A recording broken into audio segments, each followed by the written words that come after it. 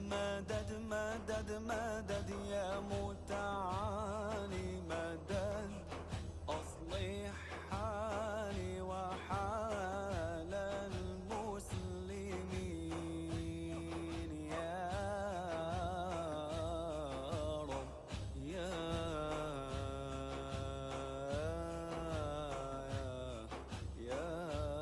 الله مدد يا أنت معين للطائعين والذاكرين والطالبين وصل هواك مدد يا لجأنا إليك والعفو لديك من راحتك اغفر لنا مدد يا نور فؤادي أنت يا هادي حبك مرادي مدد يا الوجد مني قد غاب عني ذكرك فتني مدد يا فاسمح بالقرب واسعف بالحب نوعة قلبي مدد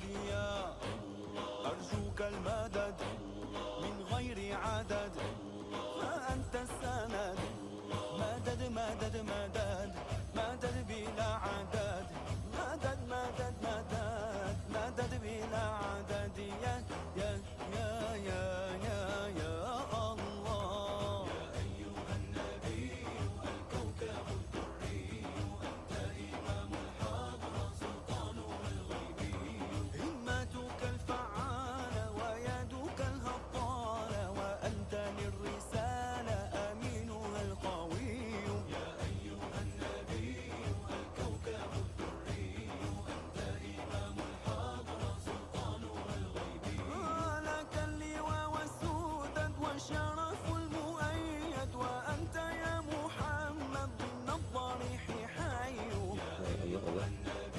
Testing, mic 1, 2, 3. Semua boleh dengar suara saya? Kalau dengar boleh buka mic ataupun beri isyarat ataupun komen. Okey, terima kasih. Boleh.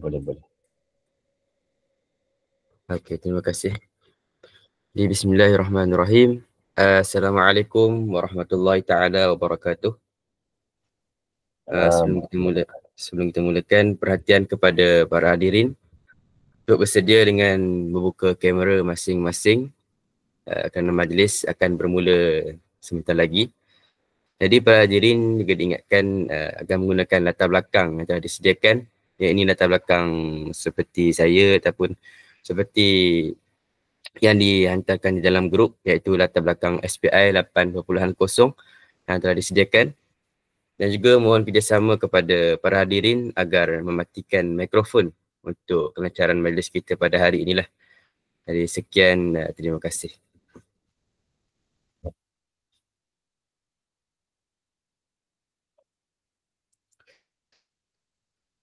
Jadi tanpa kita melengahkan masa lagi, mari sama-sama kita buka majlis kita pada pagi yang penuh barakah ini dengan bacaan Ummul Kitab Al-Fatihah.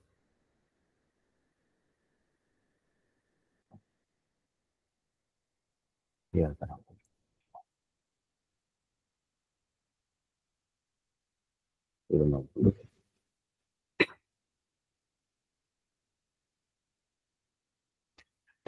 Alhamdulillahirrabbilalamin wa bihi nasta'in wa ala umur dunia waddin.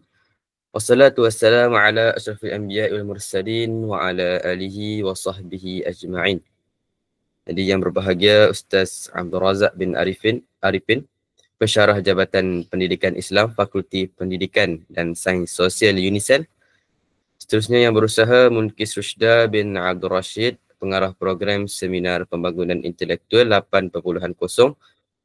Seterusnya yang dihormati para pembentang yang arif lagi bijaksana, barisan ahli majlis tertinggi dan ahli lembaga pentadbir serta mahasiswa dan mahasiswi yang dikasihi sekalian. Jadi pertama sekali, Alhamdulillah bersyukur kita kehadrat ilahi kerana dengan limpah kurnianya dapat lagi kita berkumpul di platform Google Meet untuk membagi menjayakan program seminar pembangunan intelektual, apa lebih kita kenal sebagai SPI lah, SPI 8.0 pada hari ini. Dan tidak lupa juga selawat serta salam ke atas junjungan besar Nabi Muhammad SAW, yang mana Nabi Muhammad SAW ini akan bagi syafaat kepada kita di hari akhirat kelak. Jadi sebelum kita memulakan sesi pembentangan kita oleh para pembentang yang arif lagi bijaksana, ini saya ingin menceritakan sedikit untuk makluman para hadirin dan hadirat lah juga. Pada tanggal 5 April 2025 telah mengadakan program seminar pembangunan intelektual ataupun SPI 8.0 secara bersemuka di Dewan AMSI. Jadi terdapat dua panel yang arif, iaitu Dr. Rashid bin Alamah dan juga Dr. Ahmad Arif bin Zulkifli.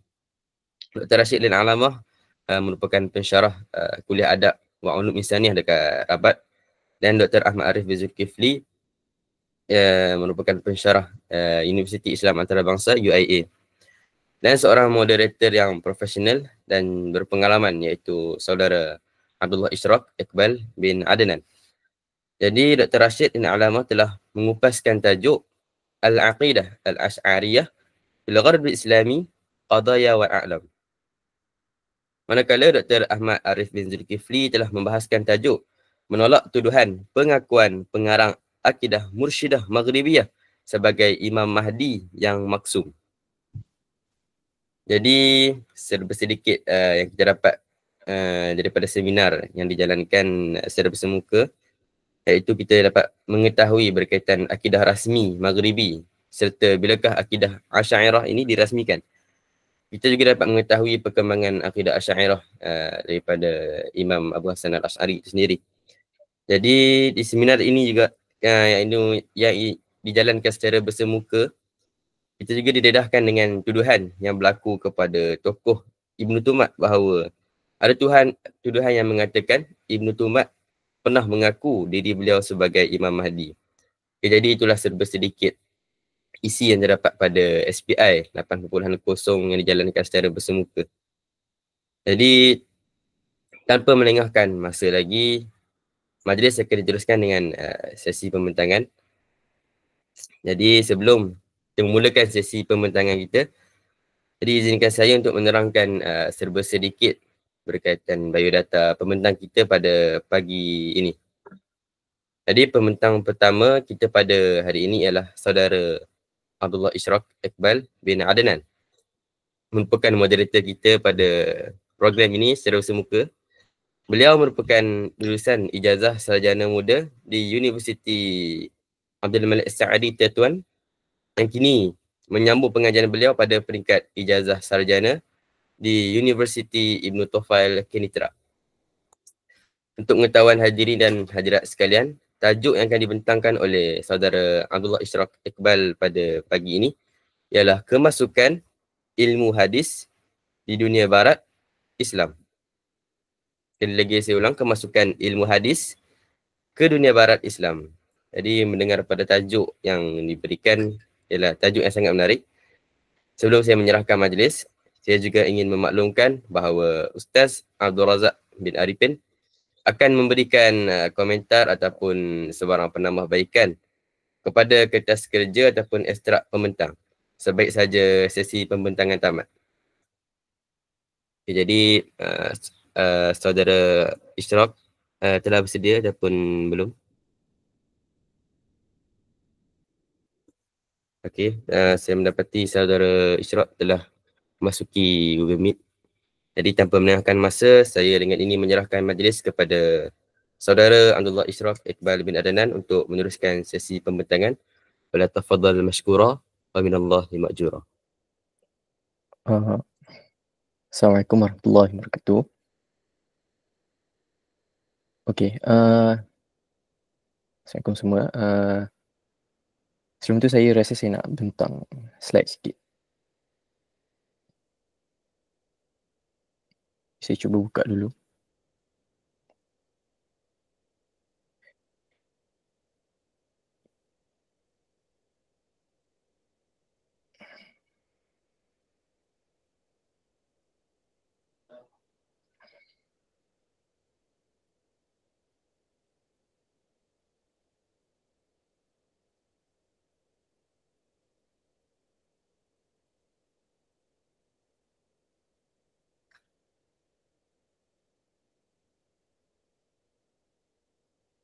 Okey, nampak ke? Nampak dengan jelas. Uh, Sekejap ya. Masalah teknikal.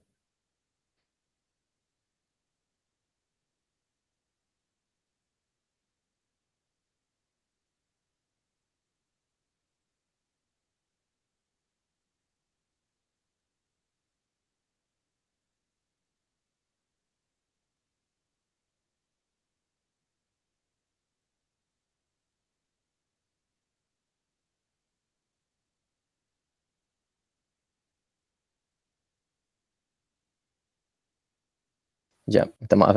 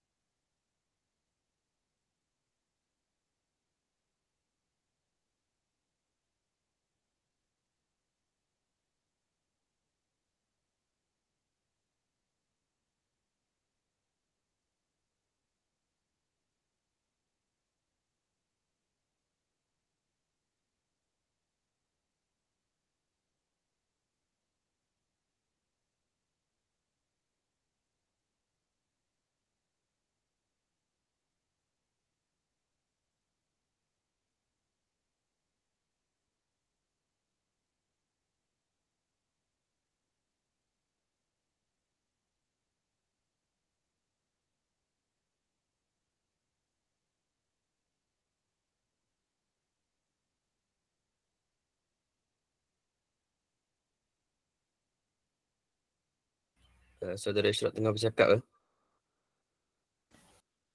Okey, hmm,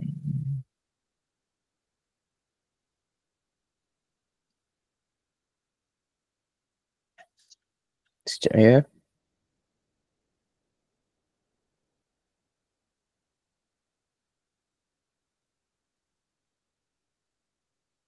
Okey, nampak ke? Nampak. Nampak je. Cuma bila saya buka slide, saya punya Google Meet dia Dia biasanya memang macam tu, Iqbal. Nanti Ya, Iqbal saya- guna manual dia. saya guna manual Nanti, maksud Hmm. saya, jangan buat presentation. Okey. Klik antara satu tu. Nanti biasa kadang-kadang dia tak berapa berkawan baik antara Google Meet dengan YouTube ke apa. Jalan je. Jalan je. Ya.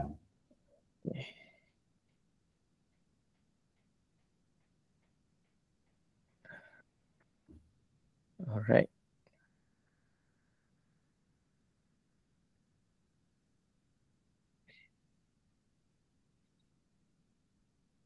Okey, nampak kan?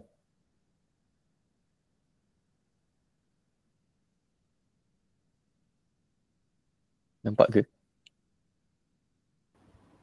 Belum lagi. Oh, belum lagi.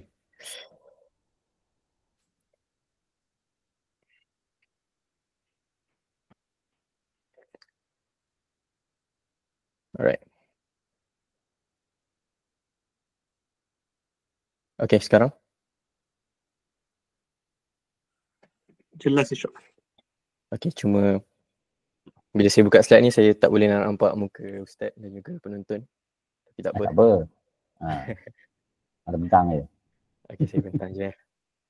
Okey, Assalamualaikum warahmatullahi wabarakatuh. Yang dihormati Ustaz, kemudian para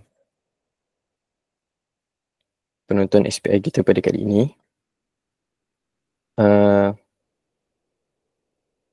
Sebelum tu saya kenalkan diri saya Abdullah Ashraf Iqbal bin Adnan, pelajar tahun pertama sarjana di Universiti Ibn Tufel Konektra.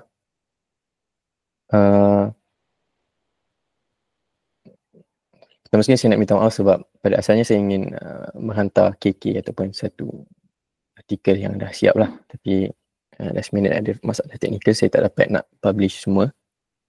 Tapi saya akan beri selepas program ni berlangsung lah, insyaAllah. Baik. Yang dihormati Ustaz Abdul Razak bin Arifin, kita punya penilai kita pada hari inilah. Sejujurnya ni saya pertama kali membentangkan kajian ataupun artikel dalam bentuk formal sebeginilah. Jadi saya anggap ini sebagai satu latihan pada saya. Jadi insyaAllah saya masuk terus kepada saya punya tajuk kajian yang bertajuk Perkembangan Pengajian Hadis di Barat Islam dari kemasukan Islam hingga ke dinasti Idrisiyah. Baik, seperti abstrak yang dah dihantar kepada semua penonton dan peserta, kalian boleh baca. Saya lakukan sedikit sorotan. Abstrak saya, kajian sejarah awal, berfokus tentang kajian sejarah awal pengajian hadis di Maghrib. Saya akan memfokuskan dari sudut saluran, tokoh dan juga karya-karya utama di zaman tersebut. Dan juga saya akan menekankan bagaimana bagaimana proses pemindahan ilmu antara wilayah melalui rihlah, dan juga bagaimana institusi awal dibentuk daripada Masyriq, bagaimana ulama-ulama datang daripada Masyriq hingga ke Maghrib. Kemudian saya akan menggunakan pendekatan sejarah dan analisis sumber. Kemudian abstrak ini sikit sebanyak kajian ini sikit sebanyak mengisi jurang dalam wacana sejarah hadis di Barat Islam yang berbanding timur lah, yang mana kita dapati Barat Islam ini kurang diberi perhatian, khususnya di dalam bidang hadis, yang mana pusat ataupun tumpuan pengajian dan kajian diraih dan riwayahnya lebih tertumpu kepada Masyriq lah. Jadi insyaAllah objektif kajian kita menelusuri permulaan penyebaran hadis di wilayah Maghrib dari abad pertama Hijrah, mengenal pasti tokoh-tokoh awal dan karya utama yang memainkan peranan dalam periwayatan hadis, menganalisis peranan dinasti Idrisiyah dalam memperkukuh budaya dan tradisi keilmuan hadis, juga meneliti hubungan jaringan intelektual antara Masyriq, Maghrib dan juga Andalus dalam transmisi ilmu, juga menilai bentuk awal penyampaian hadis sama secara lisan, tulisan ataupun sebelum pembentukan institusi formal lagi lah. Baik, saya terus masuk kepada isi ataupun kajian saya, iaitu tentang benih awal kemasukan dia benih awal kemasukan hadis di Maghrib. Jika kita teliti sejarah, sebelum itu saya ingin memberikan sedikit tamhid lah. Saya kata sebelum ini saya pernah saya pernah bersembang dengan beberapa ilmuwan di Malaysia berkaitan dengan hadis. Apabila saya katakan saya berminat untuk lakukan kajian tentang ilmu hadis di Maghribi, ada di antara mereka yang mengatakan kajian ataupun ijtihad ulama hadis di Maghrib ini bukan muktamad. Maksudnya Maghrib secara keseluruhan, Maghrib yang saya maksudkan di sini merangkumi negara ya, di zaman moden sekarang lah, Morocco, Tunisia, Algeria, Mauritania dan juga Andalus, tidak terkenal sebagai Darul Hadis. Tidak terkenal sebagai Darul Hadis ataupun pusat kajian riwayah dan dirayah hadis. Akan tetapi kemudian selang beberapa bulan selepas itu saya kembali ke sini dan saya ada terbaca satu tulisan daripada namanya Dr. Zainul Abidin Rostam, ulama Maghribi di Fes. Beliau menuliskan satu buku yang bertajuk An-Nubugh Al-Maghribi fil Hadis An-Nabawi, satu buku yang sangat baik. Buku ini dia ada membincangkan tentang adakah Morocco ini ataupun Maghribi secara keseluruhan ini, adakah ia adalah Darul Hadis. Perbincangan yang sangat panjang dan perbincangan ini bertitik tolak daripada qaul sebahagian ulama-ulama rijal ataupun ulama-ulama yang kita anggap dia sebagai ulama yang kredibiliti dalam bidang hadis, antaranya Imam Az-Zahabi. Banyak nukilan-nukilan daripada Az-Zahabi yang mengatakan, ataupun ketika beliau mendatangkan biodata ulama-ulama daripada Maghrib di dalam kitab-kitabnya seperti Siyar A'lam An-Nubala, beliau banyak melemahkan hadis-hadis ataupun perawi-perawi yang datang daripada Maghrib. Antaranya Imam Zahabi sebut kerana Maghrib ini tidak terkenal dengan periwayatan, tidak terkenal dengan kajian ilal dan sebagainya. Tetapi menurut Dr. Zainul Abidin Rustam, dia kata perkara ini adalah satu kelompongan lah yang perlu dikaji lagi. Kerana apa? Void ataupun selang masa di antara kemasukan Islam sehingga zaman hadis itu dah mencapai kematangan ilmu. Diskusi ataupun wacana tentang perkembangan ilmu hadis di Morocco ini kurang dibicarakan ataupun kurang mendapat tempat di dalam wacana kajian hadis pada zaman kini lah. Jadi disebabkan itu saya rasa ini adalah satu tajuk yang menarik untuk dibincangkan. Baik, jika kita teliti bagaimana kemasukan hadis ini di Maghrib secara keseluruhannya, kita tidak boleh lari daripada meyakini satu fakta bahawa bermulanya daripada kemasukan Islam itu sendiri, iaitu di bawah Uqbah bin Nafi'. Kempen pembukaan wilayah Maghribi Aqsa yang bermula sekitar 62 Hijrah dan dipelopori oleh Panglima Agong lah, Uqbah bin Nafi' Al-Fihri, yang kita maklum dan kita ketahui.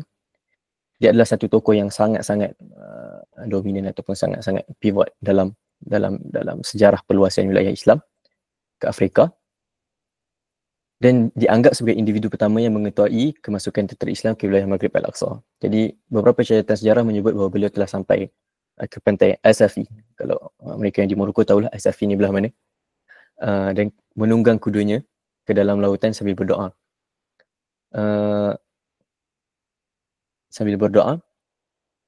Okey, maaf, doa ini saya hazafkan, tapi dia ada satu lagi riwayat lagi yang disebutkan dia masuk, dia ingin menjadikan wilayah Maghrib ini sebagai tempat yang di mana umatnya mengesahkan Allah dan mengikut ajaran Muhammad. Kemudian dari riwayat lain baru disebutkan ini.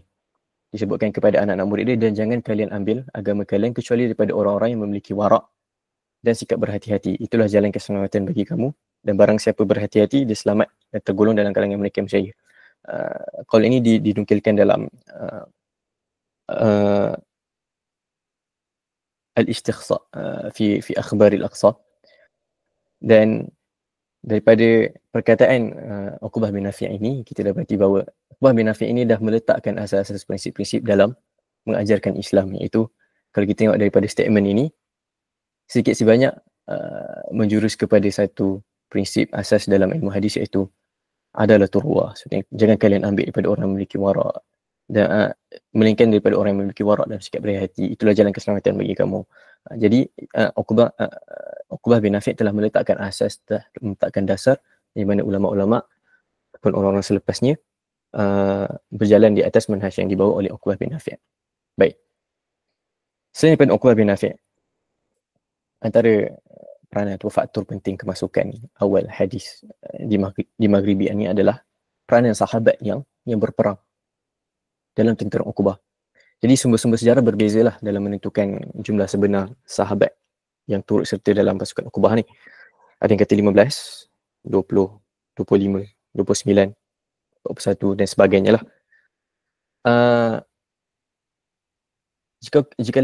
Kalau kita teliti peranan sahabat ini, wujudan sahabat ini memberikan impak besar dalam penyebaran ilmu hadis di wilayah yang dibuka. Mereka menyampaikan apa yang dipelajari secara langsung daripada Rasulullah SAW kepada masyarakat setempat, lalu meletakkan asas awal bagi periwayatan hadis di kawasan ini. Bahkan dalam kebanyakan hal, mereka bukan sahaja menyampaikan ilmu, tapi turut menunjukkan qudwah, akhlak dan juga ibadah dan juga kefahaman lah. Itu sahabat, berkaitan dengan sahabat. Ada beberapa sahabat yang saya akan beritahu nanti, berapa ramai yang, ataupun berapa sahabat yang, siapa sahabat yang confirm, yang kita kata ada dalam catatan sejarah yang memang memasuki Afrika. Baik. Kemudian antara faktor lain untuk membenih awal kemasukan hadis di Morocco adalah melalui keluarga Uqbah bin Nafi' itu sendiri sebagai sumber periwayatan hadis di Maghrib. Peranan keluarga Uqbah bin Nafi' al-Fihri dalam sejarah awal penyebaran Islam dan periwayatan hadis di wilayah Maghrib merupakan aspek penting lah yang perlu diberi perhatian. Kita tahu Uqbah bin Nafi' ini syahid di kawasan perang. Kemudian anak-anak dia yang menetap dan meninggal dan membiak dan membesar di Maghrib ini, mereka bukan sahaja memainkan peranan dalam politik, tetapi mereka juga menyumbang dalam keilmuan, khususnya dalam bidang hadis dan fiqh. Antara tokoh yang saya boleh sebut penting dalam ahli keluarga Uqbah bin Nafi' adalah Abu Yahya Iyad bin Uqbah bin Nafi' al-Fihri. Dia seorang tabi'in yang terkenal sebagai tokoh yang termuka dalam ilmu. Kemudian meriwayatkan hadis daripada kibar seperti Abdullah bin Amr al-As. Kemudian antara generasi awal yang menghimpunkan ilmu hadis terus menyampaikan kepada penduduk wilayah Qairawan dan sekitarnya. Beliau juga menetap di Qairawan bersama ayahnya, kemudian berpindah ke Mesir dan wafat sekitar tahun 100 Hijrah. Jadi kemunculan tokoh-tokoh ataupun anak-anak zuriat kepada Uqbah bin Nafi' ini menunjukkan bahawa keluarga Uqbah ini bukan saja berperanan sebagai pelanjut misi menyebarkan Islam, bahkan diorang juga merupakan batu asas dalam menyebarkan hadis di wilayah ini. Baik, ini saya sebutkan tadi peranan sahabat dalam tentera Uqbah sebagai sumber hadis. Sekejap. Okey. Okey, kita teruskan dulu dekat pembukaan Andalus. Masjid dan ribat didirikan oleh Uqbah bin Nafi' sebagai asas penyebaran hadis. Ini juga adalah faktor-faktor penting kemasukan awal hadis di Morocco, iaitu masjid yang selepas tentera Uqbah datang masuk, mereka bina masjid, mereka bina penempatan, mereka mengislamkan golongan Berber. Dan mereka mendirikan masjid dan ribat. Ribat ni kita boleh kata sebagai madrasah. Madrasah di mana mengajarkan Al-Quran, mengajarkan hadis, belajar membaca dan paling penting belajar bahasa Arab. Jadi antara institusi terawal yang disebut dalam sumber sejarah ialah Ribat Syakir bin Abdullah Al-Azdi, salah seorang sahabat dan sahabat seperjuangan Uqbah. Menurut Al-Aidari, ketika Musa bin Nusair mengadakan ekspedisi ketenteraan di wilayah Maghribi, beliau meninggalkan 17 orang Arab bersama penduduk tempatan untuk mengajarkan Al-Quran dan syariat Islam. Jadi perkara yang sama dilakukan dalam Uqbah sebelumnya. Jadi proses yang sama dilakukan untuk menyampaikan hadis dan juga Al-Quran dan juga ajaran Islam ke dalam masyarakat setempat pada waktu itulah. Okey. Dalam kita terus pula kepada poin seterusnya. Berkaitan dengan pembukaan Andalus. Yang saya beritahu itu sekitar tahun 62 Hijrah. Ketika itu Andalus belum dibuka sepenuhnya lah. Sekarang Andalus, kita teliti sejarah, Andalus dibuka pada tahun sekitar 92 Hijrah. Iaitu ekspedisi yang sekali lagi diketuai oleh Tariq bin Ziyad, kan? Seorang jeneral Berber yang kita tahu. Pada tahun inilah jadi satu gelombang penghijraan penduduk sama ada orang Arab ke Morocco dan juga mereka juga ke Andalus pada waktu itu. Dan pada proses ini berlaku asimilasi antara penduduk Berber dan juga tentera dan juga pendakwah Arab, dan serta langsung mempercepatkan proses Islamisasi lah di waktu itu. Jadi dalam konteks ilmu hadis, pembukaan Andalus mencipta ruang dan laluan bagi penyebaran ajaran Nabi SAW ke barat melalui dua saluran utama. Yang pertama, migrasi para ulama lah. Kemudian tentera Arab yang membawa bersama mereka ilmu dan periwayatan daripada masyrik. Kemudian interaksi dan percampuran tentera Arab dan Berber membolehkan ilmu tersebut menular dalam kalangan masyarakat tempatan. Okey. Dalam kalangan sahabat, ini saya maksudkan tadi, antara tokoh yang disebut satu-satunya sahabat yang secara jelas memasuki Andalus secara bidab Andalus adalah Al-Munayzir Al-Yamani ataupun Al-Ifriqi. Keislamannya ataupun penyertaannya dalam pembukaan Andalus disahkan oleh tokoh-tokoh seperti Al-Bukhari, Ibn Qani, Ibn Abdul Bar dan Ibn Hajar di dalam kitab-kitab, antaranya Al-Bukhari dalam Tarikh Kabir. Juga antara hadis yang diriwayatkan oleh beliau, oleh Al-Munayzir Al-Yamani adalah hadis raditu billahi rabba wa bil islami dina wa bi Muhammadin nabiyyan wa rasula. Dan menurut sebahagian maklumat tambahan, menurut sebahagian pengkaji hadis, hadis ini diriwayatkan kesemua sanadnya adalah sanad Maghribi. Kita kata rijal-rijalnya merupakan orang Maghrib. Dan juga ada juga selain itu beberapa nama ataupun tokoh penting yang kita boleh kenal dan tahu, iaitu antaranya Al-Hanash bin Abdullah As-San'ani, wafat pun sekitar 100 Hijrah. Dia menyertai ekspedisi bersama Musa bin Nusair dan wafat di Zaragoza. Kita tahu Zaragoza, Morocco, di selatan Morocco, wafat di situ setelah tinggal 8 tahun di Andalus. Kemudian ada lagi tokoh seperti Hibban Ibn Abil Jabalah Al-Qurashi, salah seorang daripada 10 ulama yang dihantar oleh Umar Abdul Aziz ke Afrika untuk mengajarkan Islam. Dan beliau juga menyertai ekspedisi Musa bin Nusair dan juga wafat di Andalus. Ada lagi tokoh-tokoh seperti Al-Mughirah bin Abi Burda Al-Kinani, Bakar bin Suwada Al-Judami dan juga lain-lain lah yang insya-Allah kalau berkesempatan saya akan kongsikan nama-nama dan tokoh nanti dalam tulisan penuh. Jadi secara amnya ini adalah faktor-faktor ataupun kita boleh kata malamih tarikhiyah, bagaimana asal ataupun budur kemasukan ilmu hadis ini ke Morocco, iaitu melalui pembukaan Afrika dan juga pembukaan Andalus dengan penyertaan sahabat, pembinaan masjid, dan benda ini berterusan sehinggalah ke Daulah Idrisiyah. Baik. Daulah Idrisiyah bermula sekitar tahun 172 Hijrah. Kita boleh kata dia didirikan oleh Al-Maula Idris Abdullah Al-Hasan Al-Muthanna, menandakan pemulaan era pemerintahan Islam di Maghrib Al-Aqsa. Kalau kita tahu diorang punya penguasaan, kekuasaan ni diorang tak meliputi semua wilayah Maghrib. Dan diorang juga banyak konflik lah dengan waktu tu kabilah waktu tu dah terasing daripada, maksudnya Andalus ataupun Umayyah waktu tu dah tidak menjadi daulah waktu tu. Jadi bermula dinasti ni di Morocco adalah dinasti seperti bermula dengan Adarisah, kemudian ikuti oleh Murabitin, Muwahhidin, juga Maridi. Di Adarisah yang ingin saya fokuskan dalam kajian saya adalah bagaimana mereka ni bukan pioneer, dan mereka meletakkan batu asas dalam meneruskan pengajian hadis di Morocco ataupun di Maghribi.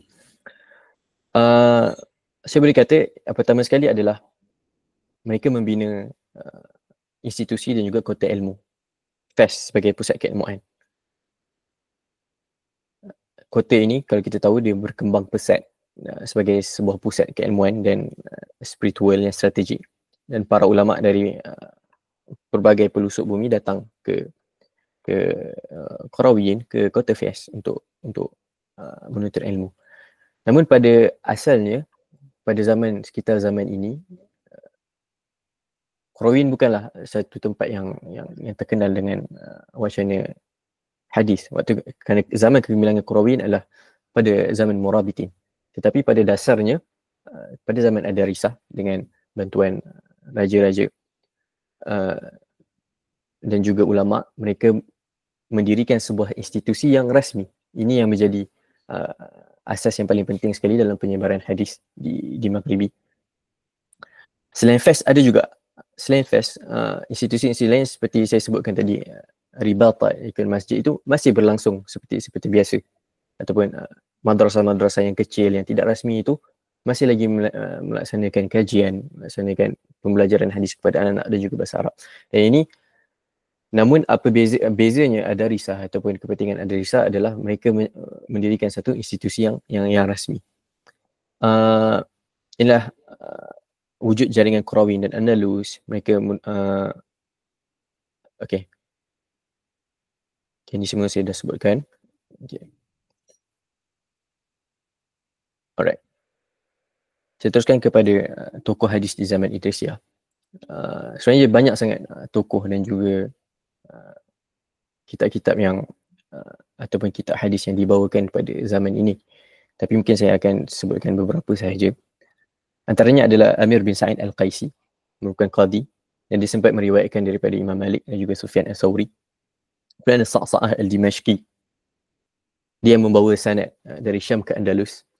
Kemudian satu tokoh yang dinamakan sebagai Syabtun, antara antara yang membawa Muwatta Malik ke Maghribi, dan juga Yahya bin Yahya Al-Laythi. Ini merupakan, kita kata, nama-nama kibar yang membawa kitab-kitab Sunan, kitab-kitab Sunan dan juga syarahnya kepada ke Morocco lah. Saya tekankan sikit kepada Yahya bin Yahya Al-Laythi. Dia rahala ila al-Mashriq fasami'a Malik bin Anas. Dia mendengar daripada Malik bin Anas, dan Imam Malik memanggilnya sebagai Aqil al-Andalus, orang yang berakal ataupun orang yang bijak pandai daripada Andalus. Beliau antara yang pertama membawakan riwayat Muwatta bersama-sama dengan seorang lagi tokoh yang diberi nama sebagai Muhammad bin Waddah Abu Abdillah Al-Qurtubi. Dan juga lagi satu tokoh yang agung yang kita sering dengar, Baqi bin Makhlad. Baqi bin Makhlad ini adalah orang kata banyak sangat pujian ke atas beliau. Beliau mempunyai satu musnad Baqi bin Makhlad. Namun lil asaf musnad itu mafqud, tidak jumpai zaman sekarang. Kalau kita baca dia punya tarjamah, kita dapat lihat macam mana kisah dia dengan Imam Ahmad. Datang ketuk pintu Imam Ahmad di zaman Mihnah untuk belajar hadis. Imam Ahmad khaskan kelas untuk dia, khaskan meriwayatkan hadis khas untuk dia. Kemudian beliau membawa semua turas-turas daripada Masyriq sepanjang rihlah beliau, sama seperti Yahya bin Al-Laythi, seperti Muhammad bin Waddah. Mereka ini rihlah ke Masyriq, dan mereka membawakan kitab-kitab Sunan dan juga riwayat-riwayat Sunan kepada Maghribi, kepada wilayah Maghrib. Saya nak cari satu ibarat ni, sebuah ibarat yang diriwayatkan dalam banyak kitab tarjamah berkaitan dengan Muhammad bin Waddah dan juga Yahya Al-Laythi dan juga Baqi bin Makhlad. Wabihi Baqi bin Makhlad sarat al-Andalus dar al-hadith. Wabihi wa Baqi bin Makhlad sarat al-Andalus dar al-hadith. Maksudnya disebabkan Muhammad bin Waddah dan juga Baqi bin Makhlad, dan sebagainya mengatakan disebabkan Yahya bin Yahya Al-Laythi, disebabkan tiga orang ini sarat al-Andalus dar al-hadith. Maka bermula dari sinilah baru kita boleh kata hadis secara rasminya sampai kepada wilayah Maghrib.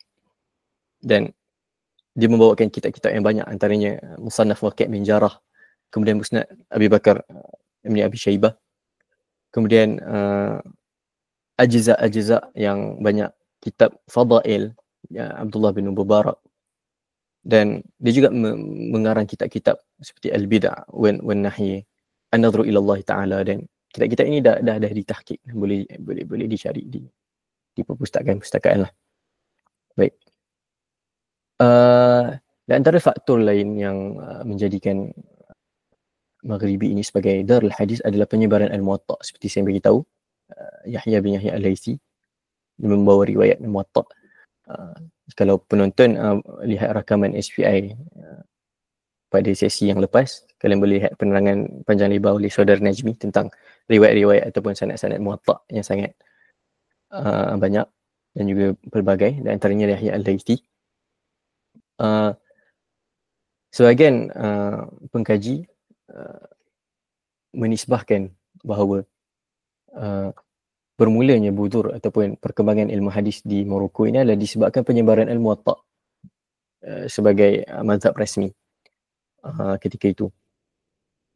Namun ada banyak lagi perbincangan lah dalam isu ini, dan ini adalah bukan satu isu yang boleh diperbincangkan lagi, diperdebatkan lagi, kerana walaupun digunakan dalam majlis fatwa, pengajaran dan qadhi zaman Indonesia, dia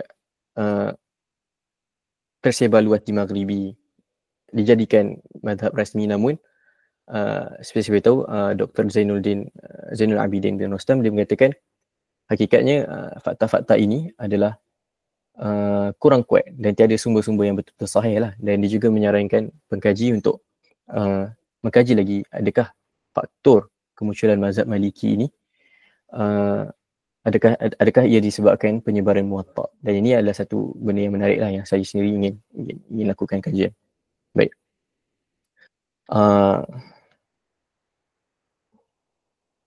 Okey, saya rasa masa pun saya skip dulu.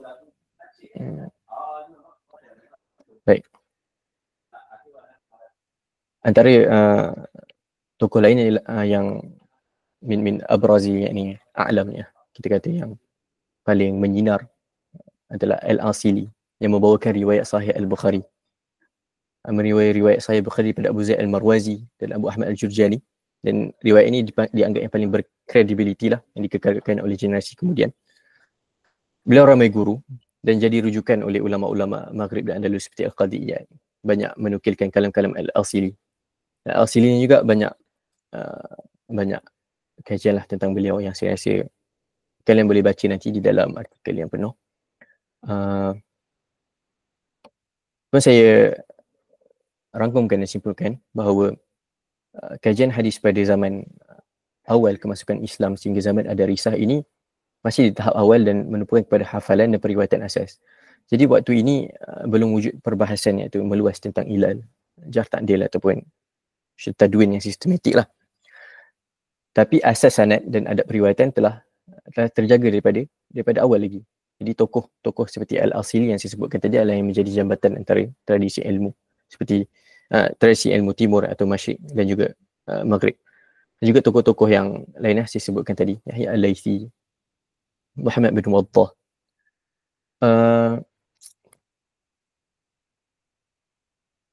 Pengaruh masyrik terhadap tradisi maghrib. Pengajian hadis masyrik lebih kompleks dan tertepu kepada kritik sanad lah. Yang ini kita maklum. Kalau kita teliti pada zaman-zaman periwayatan, kita nampak alam-alam seperti Syu'bah, Abdul Rahman bin Mahdi, Imam Ahmad bin Hanbal. Kita kata jago-jago di dalam hadis ini, mereka semua tertumpu di masyrik. Tetapi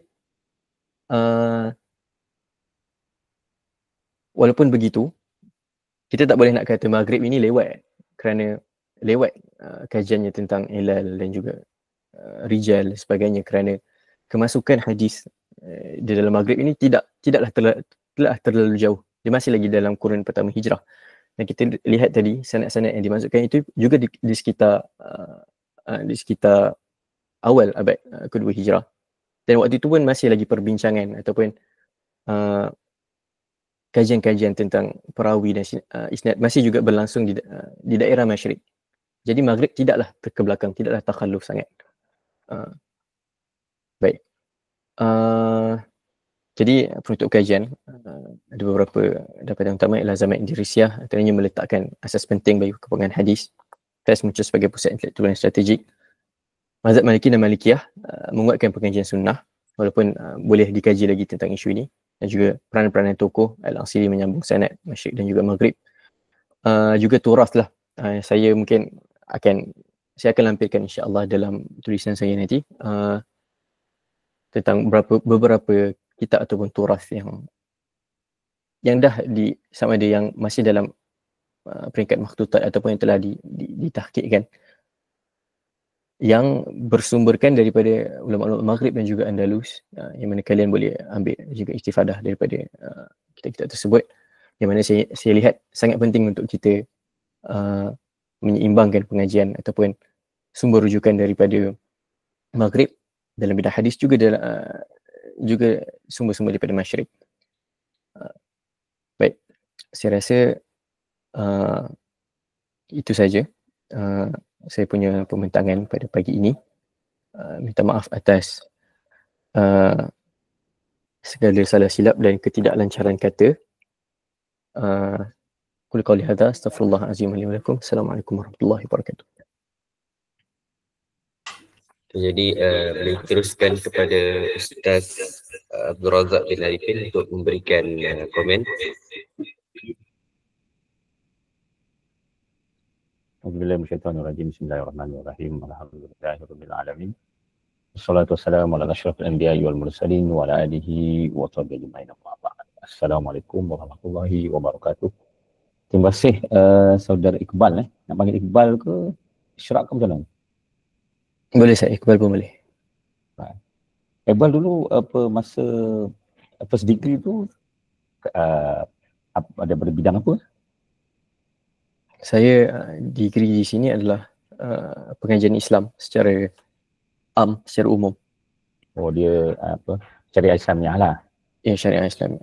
Maknanya kita belajar mustalah hadis pun belajar, ulumul Quran pun belajar, syariah pun belajar, subjek umum semua tu belajar lah.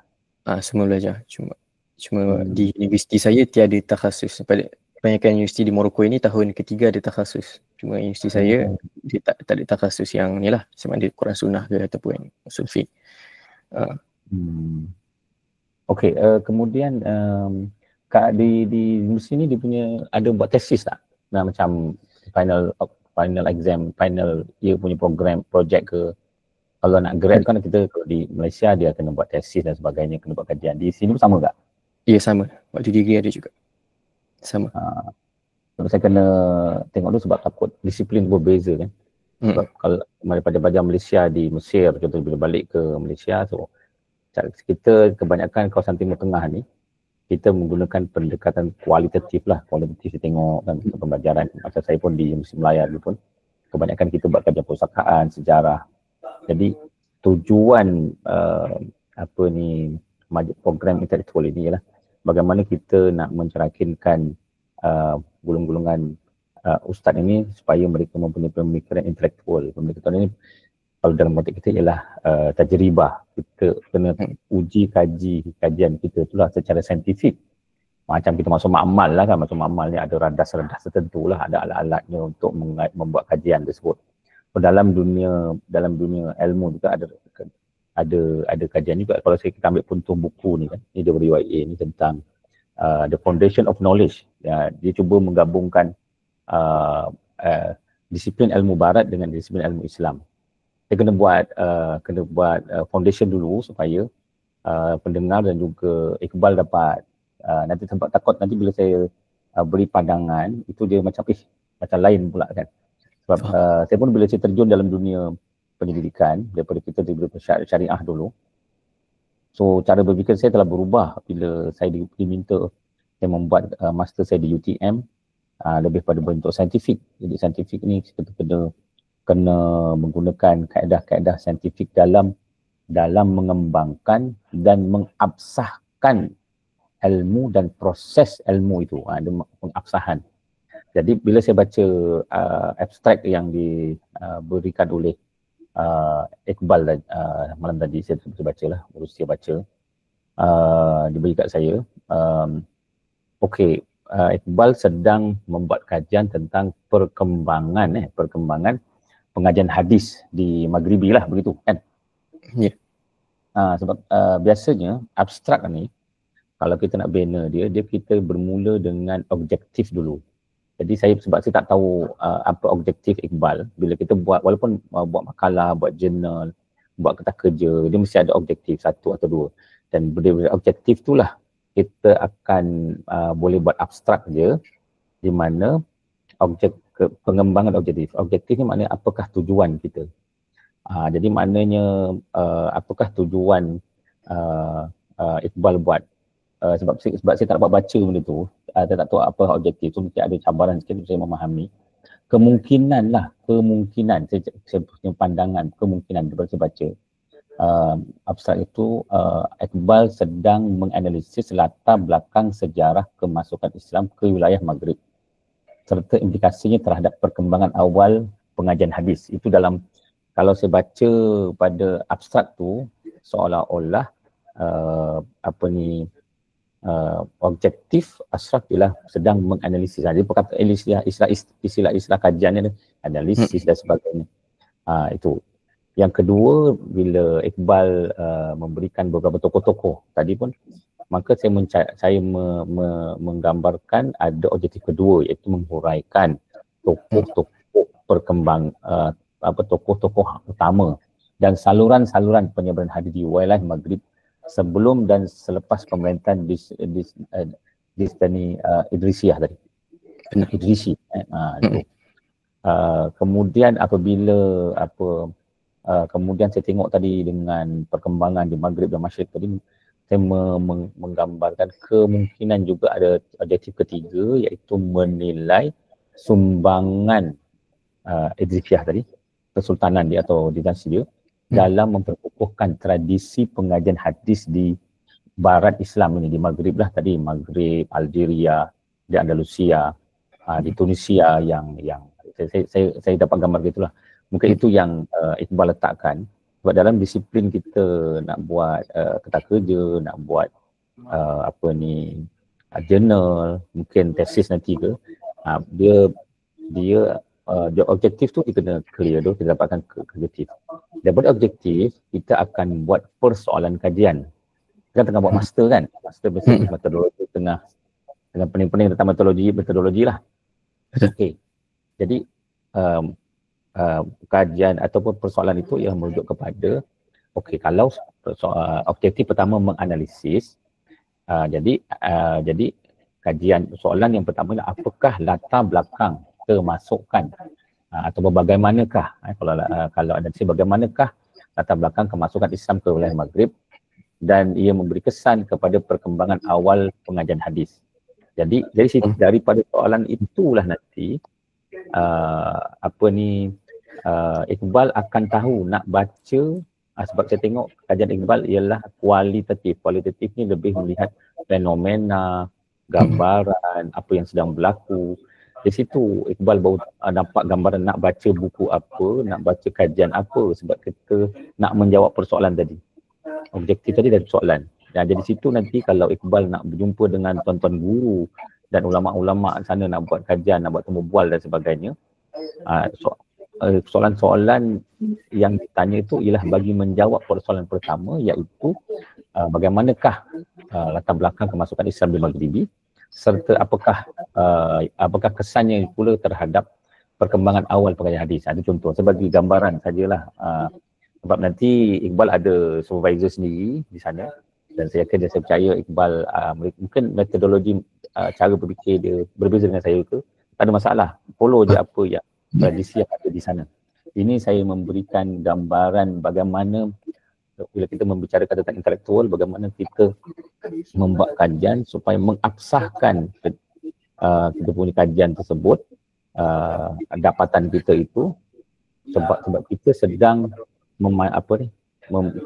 memberikan orang atau memandaikan orang lah kan, kita sedang melatih orang baca.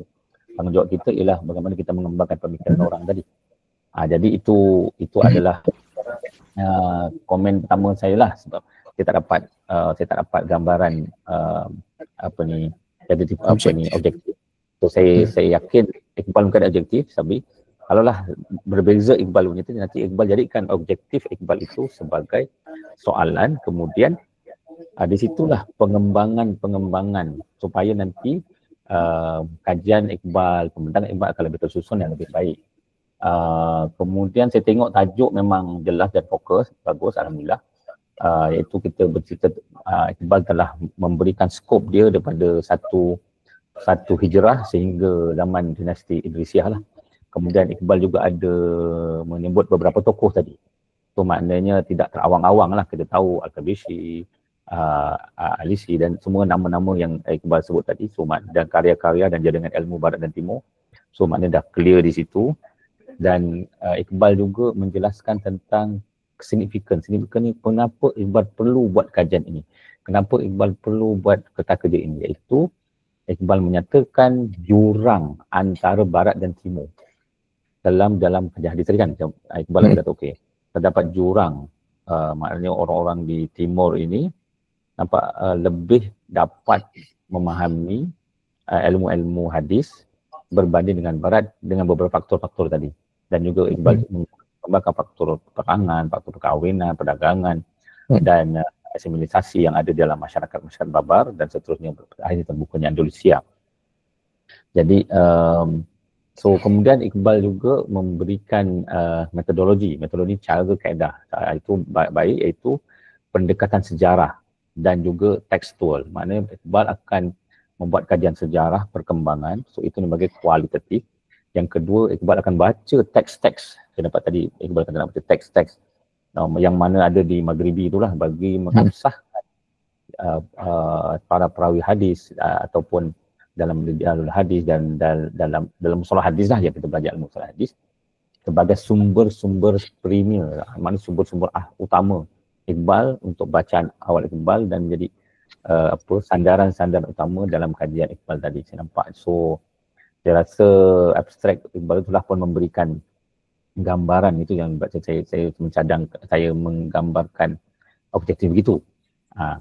Namun ada beberapa mungkin sebab saya yakin nanti tesis dalam bahasa Arab. Bahasa Arab. So saya tak boleh komen lah sebab tadi bahasa Melayu kan, jadi mungkin bahasa Arab tu jelas lah. Tetapi kalau mungkin di macam ni maknanya ada perkataan-perkataan yang kita gunakan untuk kajian ini dia berbeza dengan berbentuk laporan, berbentuk dengan seperti wartawan ke, sebab dia ada istilah-istilah yang kita gunakan. Contoh menyoroti hubungan erat antara Maghribi dan juga Andalusia sebagai pintu masuk utama ke dunia Islam Barat. Jadi kenyataan itu sebenarnya mungkin dalam bahasa Arab dia akan lebih tepat lah. Mungkin agak kabur kerana kita tahu bahawa Maghribi masuk Islam dulu kan, lepas Andalusia. Jadi mungkin Maghrib jadi pintu kepada Andalusia, tapi dalam konteks seolah-olah dua-dua jadi pintu. Jadi seolah begitulah. Jadi itu. Kemudian ada dua istilah yang Iqbal gunakan, iaitu turas hadis dan warisan keilmuan yang tersisih dalam tadi. Okey, kedua-dua istilah ini dalam abstrak tak apa. Tapi nanti bila dalam penulisan sebenar, Iqbal perlu absahkan dengan sokongan daripada orang otentik, penulis-penulis yang otentik, penulis ataupun pengkaji-pengkaji atau ulama-ulama yang muktabar yang mengabsahkan. Jadi kita takut apabila kita buat kenyataan dalam dunia intelektual, elakkan daripada kita sebagai pengkaji, kita belum siapa-siapa lagi. Kita jangan buat statement-statement yang bersifat tuduhan ataupun bersifat kenyataan-kenyataan muktamad. Kita mesti sandarkan okey, kenapa kita kata turas hadis? Kita letaklah Al-Habisi, tulisan-tulisan dia yang turas hadis tadi. Sebab kita tahu turas itu ada istilah yang khas dalam konteks dunia ilmu Islam. Jadi kita kena ada sandaran. Maknanya dalam tulisan itu mesti disandarkan, ada hujahnya supaya menguatkan kajian kita tadi, tulisan kita bahawa kita bukan pakai cakap je, tapi kita ni punya kita ambil daripada sumber yang otentik yang besar tadi. Termasuk juga warisan keilmuan yang tersisih. Istilah yang kita tersisih itu sebab kita ni mengkritik ulama-ulama silam tau. Orang-orang hebat ni kita sedang mengkritik sejarah. So kita kena istilah tu kena hati-hati sikit. Sebab mereka, kita tak tahu apa sebenarnya berlaku pada masa tu dan pasti mereka melalui zaman yang cukup mencabar dan kita dapat gambarkan pada hari ini. Jadi mungkin tersisih itu boleh mengguris orang ulama tu, wallahu alam lah, keturunan dia. Tetapi kalau ada perkataan itu dikeluarkan oleh katakan Al-Ghazali ataupun ulama-ulama besar, jadi kita boleh gunakan istilah itu kerana standar sebab ini dalam konteks budaya ilmu lah. Itu kemudian tokoh-tokoh saya tunjuk, alhamdulillah tadi dah sebut nama-nama tokoh tu, maknanya perlu digabungkan, ada yang di Andalusia dan ada Maghribi. Dan cuma masa tadi saya tengok daripada 1 Hijrah sampai ke Idrisiah ni dia mengambil masa 3 mana dekat 300 tahun lebih. Kalau dalam konteks master kalau di Malaysia lah, itu satu jangka masa yang cukup panjang dan amat menyeksa batin lah. Iqbal ni, kesian ni nak buat research panjang sangat ni. 300 tahun tu. Kecuali Iqbal telah pun menetapkan, okey saya nak bincang Qadisi saja. Okey, tak apa. Tapi Iqbal kembangkan tadi, oh ini cabaran ni Iqbal. Memang buat PhD terus ni, tak buat master lah. Pasal dia terlalu besar. Mungkin Iqbal boleh pendekkan sikit atau tumpukan ada satu atau dua tokoh saja dalam kajian Iqbal. Jadi metodologi mereka untuk mengembangkan tu. Sebab master ni dia adalah mengajar kita tentang dunia keilmuan, dunia intelektual, metod-metod, cara-cara menjadi orang intelektual. Untuk mengkaji betul bila buat PhD nanti, itu yang apply ilmu master tu, dia apply ke PhD. Jadi Iqbal punya kajian ni terlalu besar dan memang saya dulu macam ni juga Iqbal, masa buat master kena saya tengok Iqbal dia punya supervisor kata budak-budak muda ni semua nak besar-besar kan. Kita mana tahu, kita ingat bila master dia kena besar. Dia tidak, dia ialah macam mana kaedah kita memahamkan metodologi, kaedah penyelidikan kita tadi. Kita master dalam kaedah penyelidikan. So saya ingat itu antara komen-komen yang saya boleh beri idea lah. Saya yakin nanti Iqbal boleh berujuk semula kepada Iqbal punya penyelia, atau mungkin boleh rujuk 2-3 orang lagi, tak ada masalah. Saya ni hanya memberikan spark saja. Dan supervisor Iqbal nantilah tu sebenarnya yang akan memberikan yang lulus gagal ke lah dia mana dengar cakap dia lah. Saya hanya bagi idea saja, jadi Iqbal boleh tunjuk pada supervisor, tanya dia macam mana pandangan dia. Sebab mungkin disiplin di Maghribi berbeza dengan di Malaysia. Tapi yang saya bercakap tadi ialah social science lah. Kalau kita ni kajian kita ialah social science. Saya ingat itu adalah sedikit berkaitan tentang pembentangan Iqbal. So saya ucap tahniah kepada Iqbal di atas pembentangan. Menarik tadi. Cuma harus dipagar dengan objektif dan supaya Iqbal tidak meracau ke kiri kanan tadi kan. Objektif tu jadi pagar kita supaya kita tumpu pada kajian kita. Wallahu a'lam. Barakallahu fikum, Ustaz. Syukran. Okay, terima kasih diucapkan kepada saudara Abdullah Ishraq Iqbal bin Adnan atas pembentangan sebentar tadi, dan Ustaz Abdul Razak bin Arifin atas komentar yang diberikan kepada saudara Abdullah Ishraq Iqbal. Jadi kami di sini memanggil saudara Iqbal sebagai saudara Ishraq. Jadi agak jangan sikit lah dengan saudara Iqbal tadi. Gambar Iqbal lain lah. Okey, Ishraq. Memanggil saudara Ishraq. Lebih diganti sebagai saudara Ishraq. Okay, jadi kita teruskan dengan pembentangan yang seterusnya. Jadi sebelum saya menyerahkan majlis kepada pembentang kedua, iaitu Muhammad Nu'man bin Aminuddin, izinkan saya menerangkan biodata beliau sedikit. Beliau merupakan mahasiswa tahun akhir pada peringkat ijazah sarjana muda di Universiti Abdul Malik As-Sa'adi, Tetuan, bersama dengan saudara Ishraq tadi. Tajuk yang akan dibahaskan oleh saudara Muhammad Nu'man ialah pemekasan ilmu turas di Maghrib Al-Aqsa dan pengaplikasian terhadap mahasiswa Malaysia di Maghribi. Lagi sekali saya ulang, pemekasan ilmu turas di Maghrib Al-Aqsa dan pengaplikasian terhadap mahasiswa Malaysia di Maghribi. Jadi tanpa melengahkan masa lagi, saya menyerahkan majlis ini kepada saudara Muhammad Nu'man bin Aminuddin. Falyatafaddal mashkura minallahi ma'jura. Bismillahirrahmanirrahim. Assalamualaikum warahmatullahi wabarakatuh. Jadi insyaAllah, alhamdulillah rabbil alamin, wassalatu wassalamu ala asyrafil anbiya wal mursalin wa ala alihi wa sahbihi ajma'in. Sebelum tu saya minta bantuan media. Minta maaf Mbak, saya tak sempat nak buat slide. Dan mungkin pembentangan saya ni lebih ikat daripada saudara Ishraq. Dan saya ada hantar link SPI yang telah saya hantar di ruangan chat Google Meet.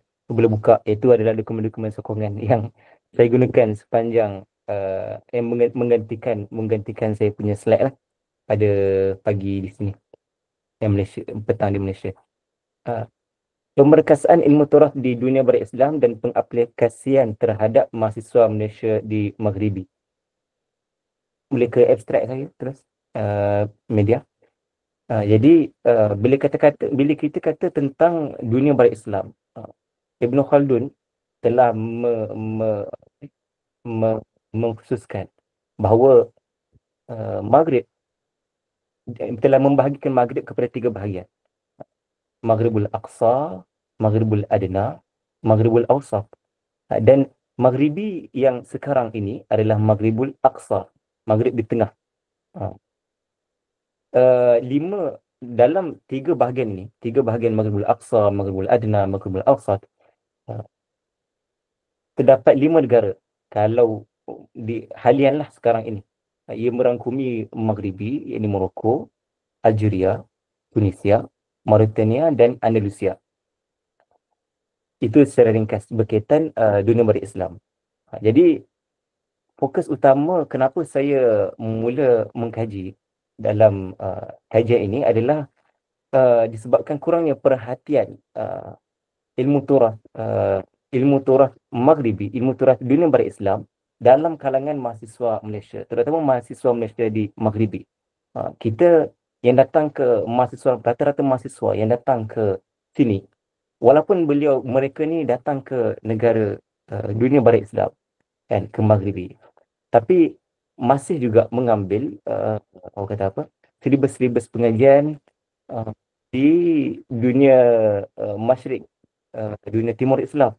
Benda ini bukanlah satu benda yang salah, tetapi ia adalah satu benda yang agak janggal disebabkan dunia barat Islam ada tamadun dia sendiri kan. Seterusnya itu antara objektif kajian saya yang pertama adalah untuk mengkaji kaedah pengajian tradisi di Maghribi dan mencadangkan bagaimana silibus yang dijalankan oleh di dunia barat Islam ini sesuai dengan digunakan oleh mahasiswa Malaysia, terutama di Maghribi. Sebab apa? Sebab kita yang paling penting untuk menjalankan apa yang ada di sekitar kita kan. Silibus yang telah lama tertanam di dunia barat Islam ni, kita yang pertama perlu bangunkan, kita yang pertama perlu dirikan kan. Jadi itulah berkaitan masalah kajian dan objektif kajian. Sejarah kemasukan ilmu, sejarah kemasukan Islam di dunia berislam. Ibn Khaldun, dalam tarikh Ibn Khaldun telah mengatakan bahawa orang yang pertama yang datang daripada Masyrik ke Maghrib kan, adalah tabi'in Uqbah bin Nafi', seorang tabi' yang bernama Uqbah bin Nafi', pada tahun 62 Hijrah. Ini adalah pada zaman Yazid bin Muawiyah kan. Kalau kita perasan, bila kita tengok tarikh Ibn Khaldun ni, apa yang dikatakan oleh Ibn Khaldun, tahun 62 Hijrah ini kan, dan Uqbah bin Nafi' ni dia lahir pada zaman Nabi, tapi dia tak sempat berjumpa dengan Nabi. Bermakna kedatangan Islam, perluasan Islam ke dunia barat itu adalah sangat-sangat awal. Itu yang pertama. Yang kedua, berkaitan kedatangan ilmu-ilmu Islam secara khusus ke dunia barat Islam. Berkaitan perkara ini, ini memerlukan satu kajian lain yang saya tidak boleh, tak mampu, orang kata apa, sedikit lemahlah dalam mencari dari mana asalnya, bila asalnya setiap ilmu ini datang ke Maghribi. Tapi bila kita tengok pada tahun 62 Hijrah kan, kedatangan Uqbah bin Nafi' ke bahagian utara Afrika, Afriqiyah kan, itu menunjukkan bahawa bila mana Islam tu dibawa, maka ia tidak boleh dipisahkan dengan membawa bersamanya sekali ilmu itu, ilmu Islam itu sendiri. Jadi saya ulang sekali, berkaitan kemasukan ilmu Islam secara khusus ke dalam dunia barat Islam, ini memerlukan kajian khusus yang lain, bukan di dalam kajian saya lah. Jadi metodologi yang digunakan dalam saya punya kajian adalah, yang pertama, lebih kepada kajian pustaka, pembacaan secara mendalam kepada beberapa buku-buku utama. Yang ingin saya ceritakan di sini adalah berkaitan buku yang ditulis oleh Sidi Muhammad bin Hassan Al-Hajawi, Al-Tha'labi Al-Fasi. Ini telah saya hantarkan dalam link yang telah saya sediakan. Boleh tengok kat situ, cari silibus Al-Hajawi. Tapi yang tu saya hanya screenshot kepada beberapa bahagian, terutama bahagian yang fokus kepada silibus. Bagaimana silibus di Qarawiyyin pada 100 tahun dahulu, kan. Ini kita akan tengok nanti. Dan yang kedua, kaedah pemerhatian dan soal selidik. Ini kepada beberapa orang. Dan disokong juga dalam soal selidik ini adalah pengakuan daripada beberapa pelajar yang mana mereka sendiri bukan setakat mengaku, malah menulis semula nazam khas bagi menceritakan bagaimana keadaan pengajian di dunia barat Islam. Ini boleh kita tengok dalam link yang telah saya hantarkan juga, Munyatun Nubaha. Ini karangan Sulaiman Al-Hajjaj berkaitan silibus, berkaitan bagaimana pengajian dilakukan di Maghrib Al-Aqsa secara khusus. Bila kita kata Maghrib Al-Aqsa, maksudnya ia adalah Maghribi sekarang ini, yang telah saya ceritakan sebentar tadi, kan. Jadi berkait dalam Munyatun Nubaha, kalau sesiapa berhajat untuk tengok berkaitan silibus, boleh mari terus ke bait 81. Dalam itu beliau menceritakan, mengaku apa yang telah dijalankan oleh student-student, orang kata student taklim atik, taklim pengajian Torah di Maghribi secara khususnya. Secara khususnya di bahagian utara Morocco. Tapi itu adalah secara umumnya ada di Morocco sendirilah. Dan bila kita tengok pada kajian pengakuan yang dilakukan di dalam Munyatun Nubaha dengan nizam asasi Majlis Tahsin ini, kita akan dapati beberapa perkara yang lebih kurang sama berkaitan tentang silibus. Antaranya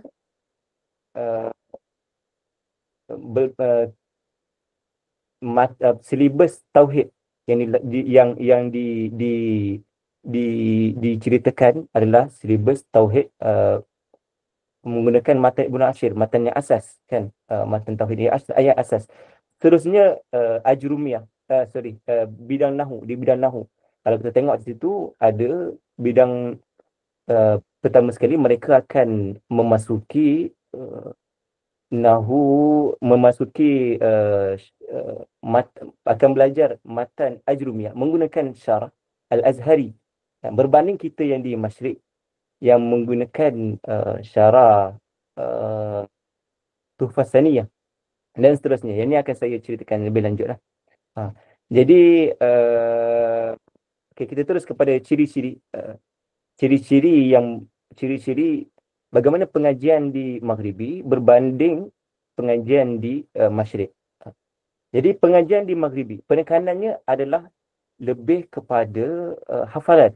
Dan ini adalah pemerhatian yang saya sendiri dapat tengok dan rakan-rakan sendiri dapat tengok, kan, kalau kita pergi ke taklim atik. Bagaimana mereka menggunakan lauh. Ini boleh dilihat dalam gambar yang telah saya hantarkan di dalam link yang sama, kan. Kalau kita tengok di situ ada dua gambar. Satu gambar mereka menghafal Al-Quran menggunakan lauh. Yang kedua mereka menghafal matan sendiri, matan dan syarah di atas lauh. Jadi mereka habis tulis, itu adalah kaedah. Di samping itu mereka menggunakan kaedah imla, berguru dengan mendengar daripada guru secara langsung dan menulis setiap apa yang guru baca, mereka tulis. Padam tulis. Jadi itu yang paling tak ada di dunia timur Islam, di Masyriq, atau di Malaysia. Kita kurang penekanan pada hafalan matan.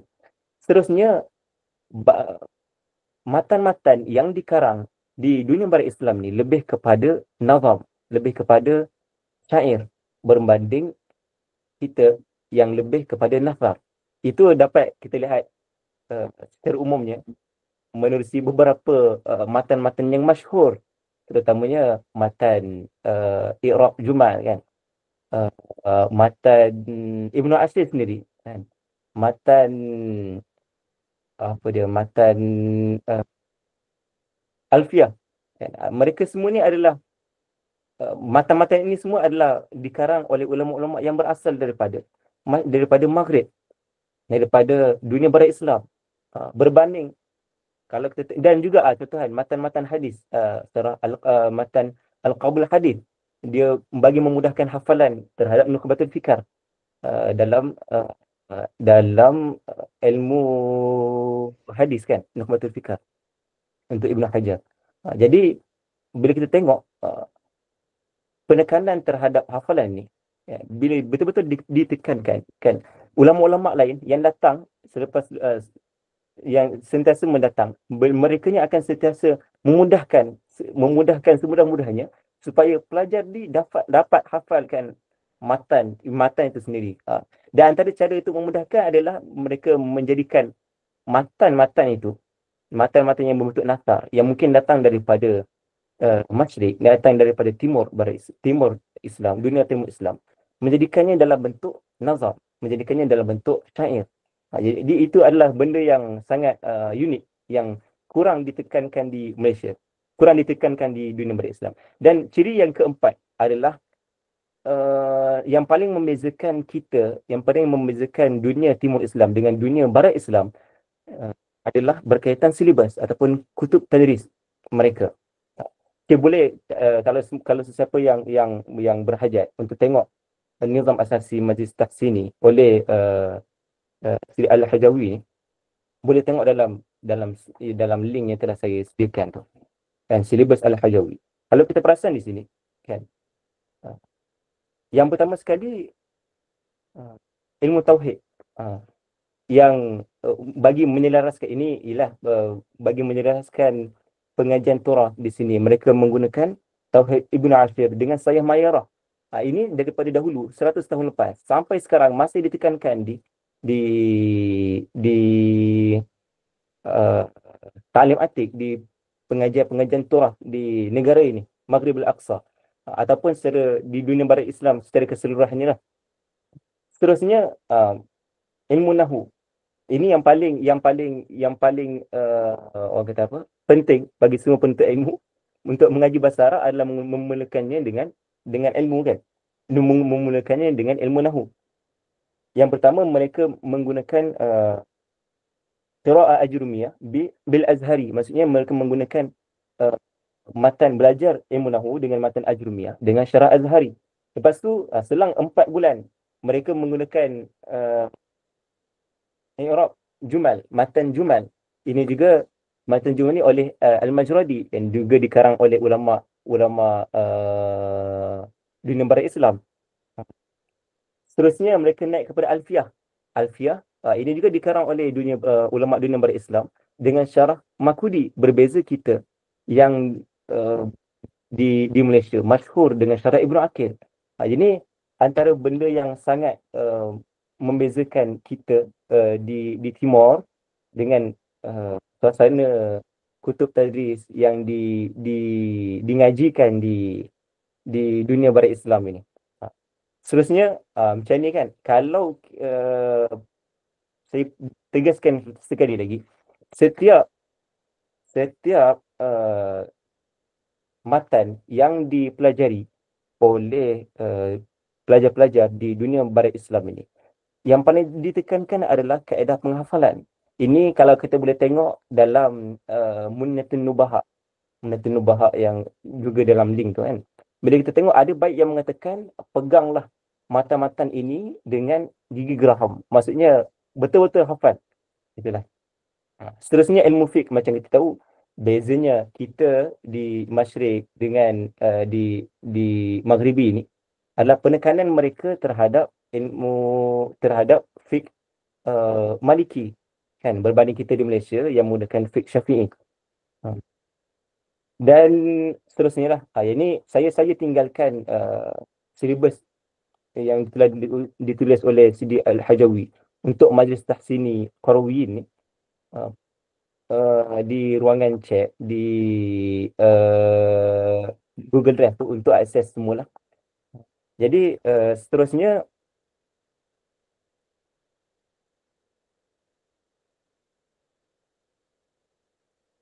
kesimpulan dan cadangan saya pada pagi ini adalah berkaitan cadangan yang boleh dibuat oleh mahasiswa Malaysia, terutama di Maghribi. Yang pertama adalah mengambil peluang bagi menekankan aspek Torah yang kurang ditekankan yang kurang ditekankan oleh mahasiswa Malaysia, kan, dan lebih menekankannya bagaimana Torah ini, Torah Maghribi dijalankan. Kita mengikuti bagaimana mereka mengikuti. Sebab apa? Sebab dunia tamadun keilmuan dunia barat Islam itu ada dunianya tersendiri. Jadi kalau kita masuk, kalau kita belajar bagaimana ulama-ulama sini belajar, kan, itu adalah satu benda yang unik yang mungkin kita takkan dapatlah kalau kita pulang ke orang kata apa, ke Malaysia, kan. Dan itu juga mungkin satu benda yang perlu diperluaskan, terutamanya berkaitan silibus yang lebih praktikal, yang kurang masyhur di Malaysia. Dan yang kedua, iaitu yang pertama, mengambil peluang menekankan Torah. Yang kedua adalah menghabiskan sendiri silibus.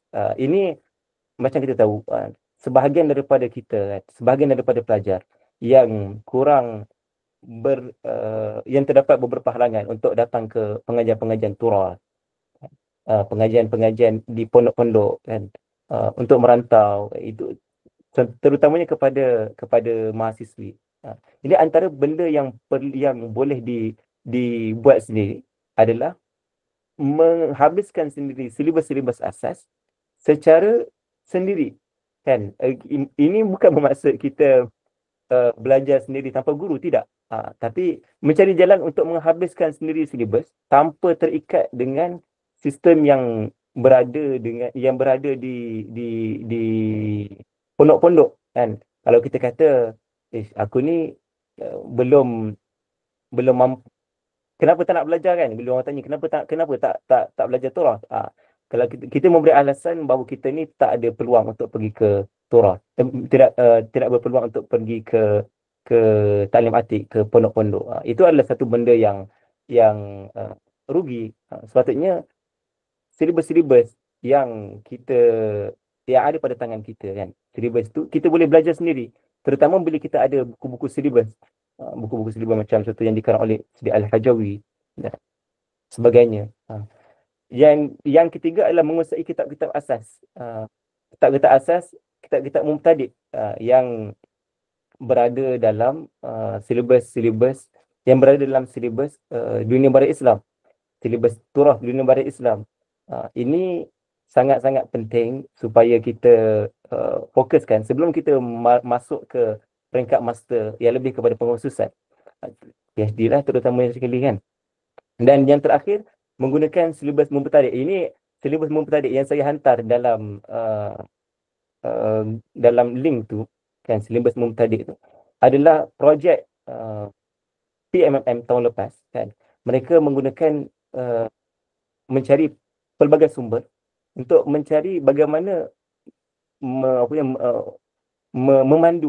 bagaimana memandu pelajar belajar menggunakan silibus yang sudah masyhur, agar setiap silibus asas ni dapat dipenuhi, dapat dipelajari sebelum mereka masuk ke bidang pengkhususan.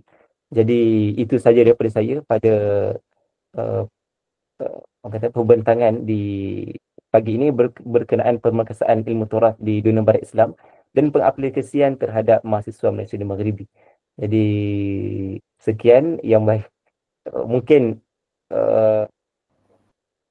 banyak benda yang belum puas hati dengan saya punya pembentangan pada pagi ini. Jadi saya minta maaf dan Assalamualaikum warahmatullahi wabarakatuh. Terima kasih. Jadi sebelum saya menyerahkan majlis kepada Ustaz Abdul Razak untuk memberi komen, jadi saya membuka soalan jawab, sesi soalan jawab kepada para hadirin dan hadirat jika ada. Silakan kepada semua, Banin atau Manat boleh menanyakan sebarang soalan kepada saudara Luqman. beliau sudah bersedia untuk menjawab segala persoalan yang akan diajukan kepada beliau.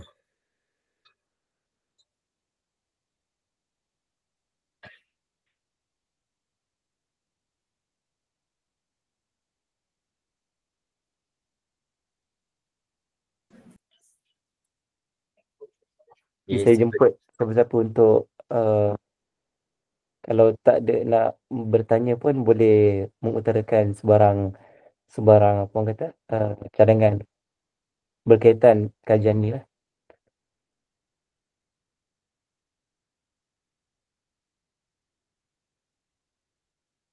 Silakan.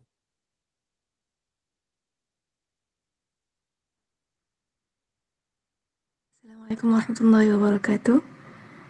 Saya Siti Asma binti Rafiq ingin mengajukan soalan kepada saudara Muhammad Nu'man berkenaan dengan mahasiswi boleh belajar sendiri untuk silibus-silibus tadi. Boleh ke saudara boleh rincikan lagi macam mana nak belajar sendiri tu, melalui YouTube ke ataupun macam mana? Alright. Terima kasih. Jadi jazakumullah khairul jazak. Saya terus jawab. Nanti kalau tanya boleh terus nak tanya lagi. Berkaitan soalan tu. Ini adalah untuk pengetahuan saudari lah kan. Saya punya saya sendiri belajar Nahu kali pertama habis Nahu adalah bersama ustaz saya di Malaysia. Kali kedua saya habis Nahu menggunakan Ajrumiyah di YouTube. Sebab apa? Bersama Ustaz sebab jangan risau, ini ilmu Nahu adalah ilmu berkaitan teknikal. Jadi dia taklah dia bukanlah contoh ilmu-ilmu akidah kan, yang agak memberi kesan yang mendalam kepada hidup seseorang kan. Jadi ilmu Nahu kan, saya ceritakan berkaitan diri saya sendiri, diri saya dulu. Saya sendiri belajar ilmu Nahu pada kali kedua, mengulang lepas yang pertama dah lama tinggal, dah lama lupa. Mengulang semula pun menggunakan YouTube. Lepas tu kali ketiga saya menggunakan bila mana kali kedua kan, kali kedua saya menggunakan YouTube tu. Waktu tu saya rasakan yang macam Allah. Kali kedua tu saya rasa macam dah cukup kan untuk berkaitan belajar Nahu ni, Ajrumiyah dah cukup. Tapi bila saya jumpa, bila kita dah belajar Nahu, kita dah mula mencari bagaimana untuk belajar Torah. Kita sendiri dah meletakkan diri kita di dalam Torah ni kan. Bila kita dah belajar secara matan, nanti insya-Allah kita akan sendiri di-guide lah bagaimana itu akan di-guide. Sebab bila kita masuk itu makna kita hendak, dan bila kita berkehendak akan diberi jalan. Kali ketiga saya berjumpa dengan seorang ustaz. Tanpa dirancang saya terjumpa seorang ustaz kan. Saya katakan dia kan, aku nak belajar Nahu kan. So dari mana aku perlu bermula? Tapi aku pun dah habis Ajrumiyah. Waktu tu saya guna Tufah Saniyah kan. Lepas tu guru tu kata, okey, kita akan mulakan Ajrumiyah semula menggunakan Syarah Azhari. Saya kata tu, aduh, aku dah lah habis Nahu kan membazir masa kan. Rupa-rupanya bila saya buka balik Syarah Azhari kan, sebelum tu bila ustaz saya kata pada saya, ilmu Nahu ataupun ilmu asas ni sekurang-kurangnya paling kurang belajar lebih daripada sekali. Ia bukan sekali-sekali. Ia bukan satu kali pengajian. Ia perlukan pengajian yang berkali-kali. Terutamanya kan, macam kita perasan dalam nizam asasi ni kan, dia kata untuk Nahu Syarah Azhari 2 kali mengulang dalam 4 bulan. Itu Syarah Azhari. Supaya apa? Supaya dia melekat. Dan memang bila saya masuk ke Azhari, saya cuba baca. Allah, aku belajar apa Nahu sebelum ni kan? Maksudnya Azhari menggunakan pendekatan yang agak berbeza. Cara silibus yang digunakan itu adalah benda yang agak berbeza dengan Tuhfah Saniyah. Jadi bila saya baca betul, saya rasa, ya Allah, apa yang aku belajar sebelum ni memang tak cukup untuk satu kali bacaan, perlu kepada banyak kali ulangan. Jadi fokus utama pada poin berkaitan soalan saudari tadi adalah yang pertama sekali, belajar dia apa-apa dengan YouTube itu pada kadar yang terbaik lah, kadar yang mampu. Dan terutama berkaitan bidang teknikal, ilmu-ilmu teknikal kan, yang bukanlah berkaitan ilmu-ilmu soal ibadat ataupun akidah. Dan benda tu tak ada masalah saya rasa. Kalaulah kita ada kemusykilan berkaitan teknikal, itu saya rasa boleh kita tanyakan kepada ustaz-ustaz asatizah kita. Saya yakin dalam kalangan kita tak ada siapa yang terhalang untuk berjumpa dengan asatizah kan. Kesimpulannya, untuk berguru dengan YouTube adalah benda yang bukan menghabiskan silibus mubtadi'. Di YouTube itu perlukan guide daripada guru-guru asatizah kita. Siapakah yang mereka sarankan. Dan bila mana tak faham, itulah kita rujuk kepada guru-guru kita. Dan insya-Allah guru-guru kita sendiri akan berikan laluan kepada kita, kepada siapa kita akan berjumpa. Di Morocco juga banyak majlis ilmu mahalli kan, yang boleh kita jumpa, yang boleh kita belajar. Kita pergi, kita belajar sendiri kan, berkitab dengan guru secara fizikal. Satulah jawapan saya adalah untuk ilmu teknikal tak ada masalah untuk kita belajar secara YouTube. Yang penting saranan, kita perlu dapatkan saranan daripada guru kita. Wallahu a'lam. Tu berdasarkan apa yang saya ada lah, ilmu yang saya ada. Wallahu a'lam. Terima kasih. Ni saya buka lagi, ada apa-apa soalan? Terima kasih kepada saudari Siti Asma dan saudara Muhammad Nu'man atas jawapan dan soalan yang ditanyakan dan jawapan yang diberikan. Jadi masih adakah yang ingin bertanya sebarang soalan kepada saudara Nu'man?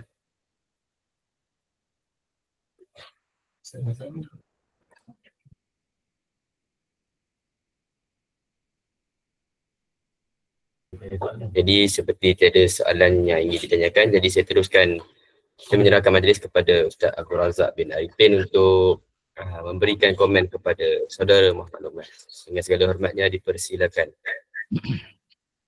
Alhamdulillah. Syukran dan kepada Pak Syirah, kepada moderator Tahniah Nu'man di atas pembentangan tadi, dan saya yakin dan saya percaya satu daripada setelah 4 tahun kat sana, dekat 4 tahun lah mana? 3 tahun. Tak Oh, sana tahun akhir tu 3 tahun lah? Betul Ustaz. 3 tahun. Sebelum ni madrasah mana? Di Malaysia? Sekolah apa tu? Sekolah madrasah pun, Mahat Tafiz Darul Muttaqin dekat Kedah. Oh, hantar daripada Tafiz yang ada SPM. Ya betul. Lepas tu terus ke Maghribi lah. Ya betul, dengan Rizal SPM. Oh, okey. Baik. Sebelum kita pergi lebih lanjut lagi, saya yakin, saya percaya, saya pun menyemak beberapa tradisi pembelajaran di Maghribi.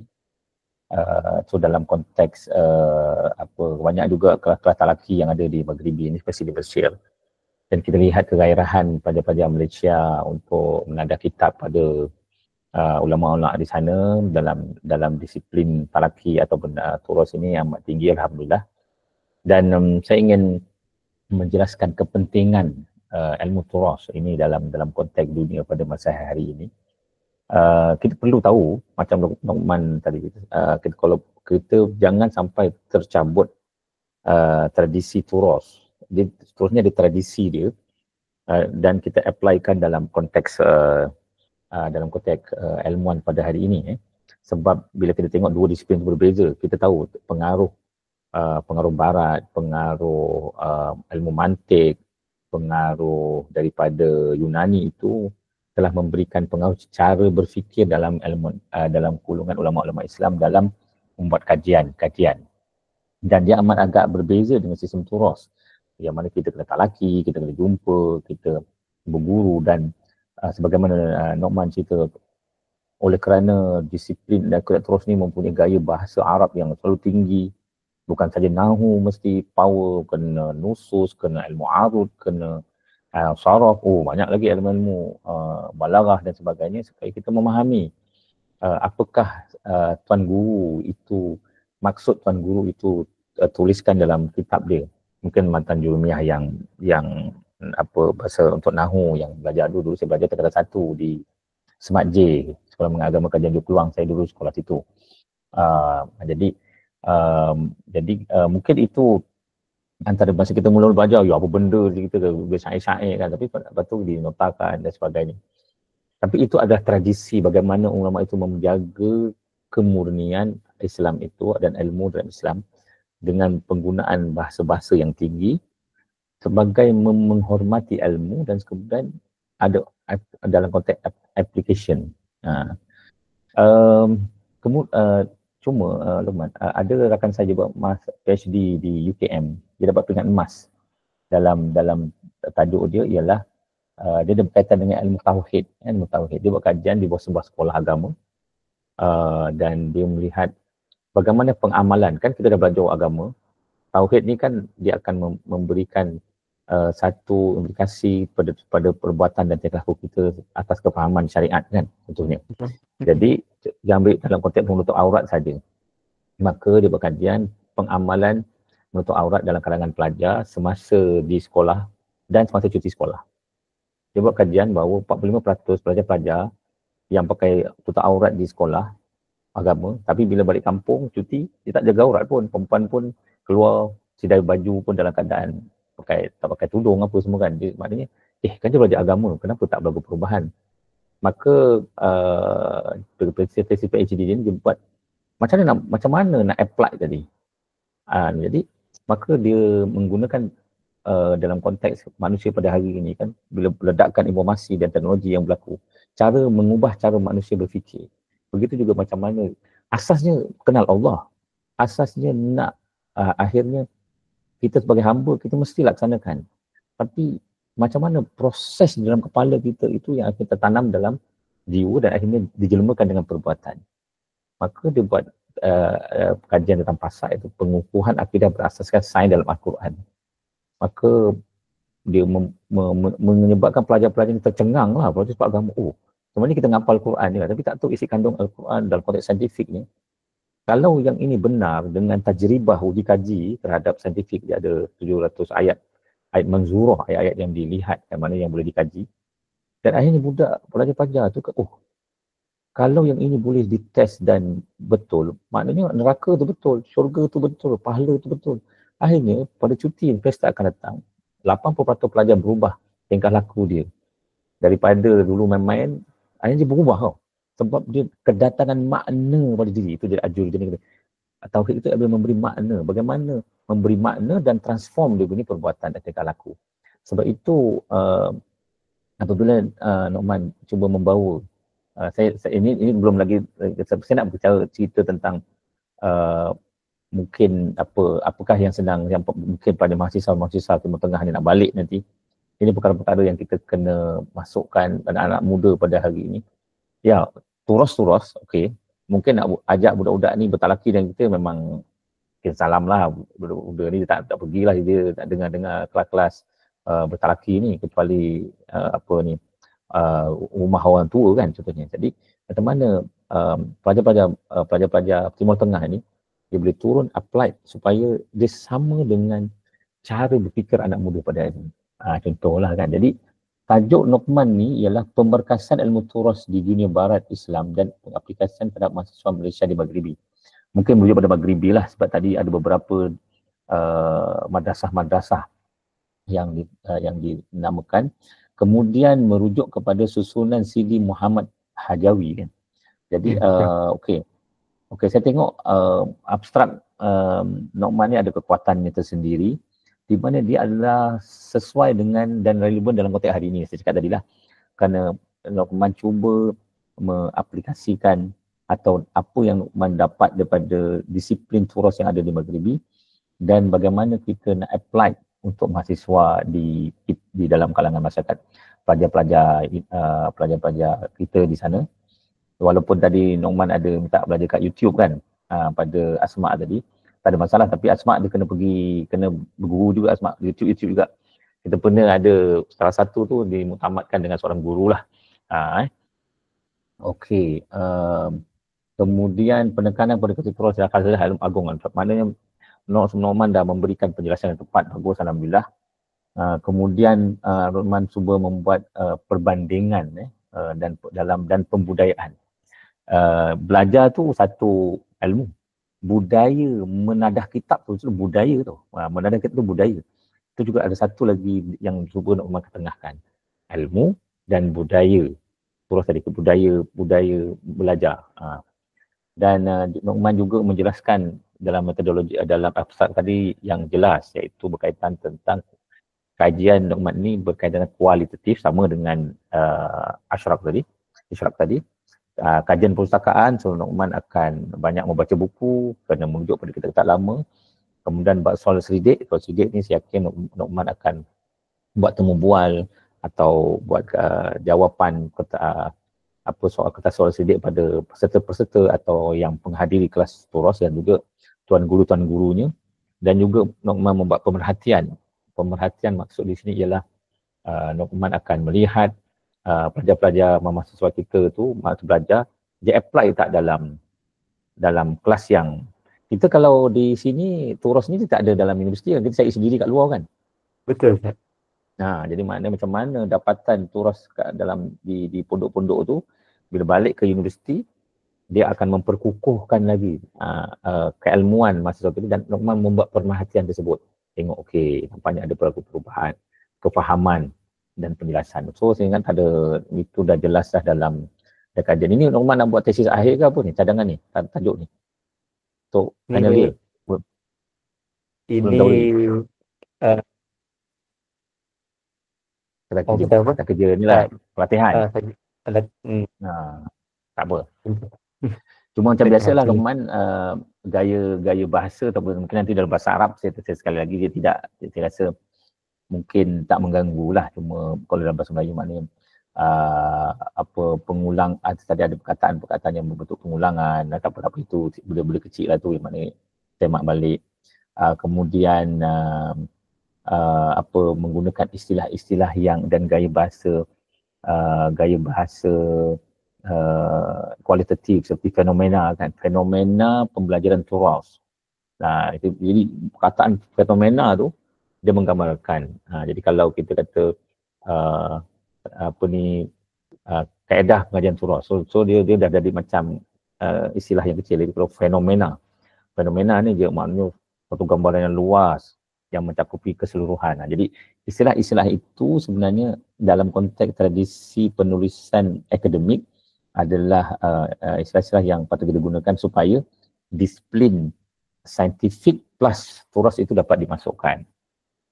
Kemudian tajuk Noman okey, cuma mungkin Noman boleh pendek, kalau terlalu panjang tadi boleh, tak ada masalah. Mungkin kita boleh tajuk tu pemerkasaan ilmu turas di Malaysia, di Barat Islam, aplikasi terhadap mahasiswa Malaysia di Maghribi contohnya lah. Tapi tajuk tu maknanya pusing-pusing kat situ je, tapi tajuk tu dah cantik lah. So saya ingat tidak ada komen yang lain. Saya daripada abstrakkan sekali lagi, Noman dah pun buat dia punya permasalahan kajian tadi. So Noman ada cerita sikit. Noman pun ada berkaitan tentang objektif yang akan memagar perbincangan kita tadilah supaya dia tidak terajak ke kiri dan ke kanan. Objektif itu buatlah 3 ke 4 ke atau 2 ke kan, objektif, dan buat persoalan di mana persoalan yang menjawab objektif itulah digunakan untuk memulakan kajian-kajian berbentuk saintifik tadi. Contoh katakan Noman punya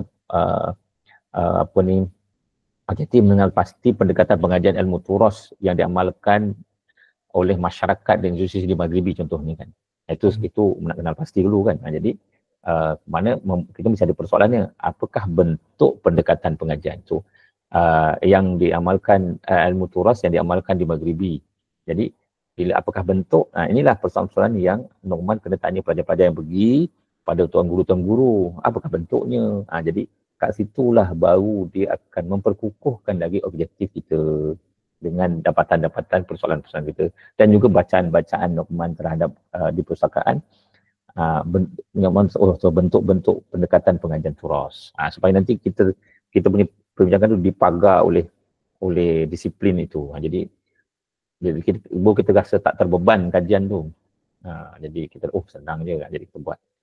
Itu komen saya lah, Nu'man. Tahniah. Alhamdulillah. Ustaz ada soalan. Okey, silakan.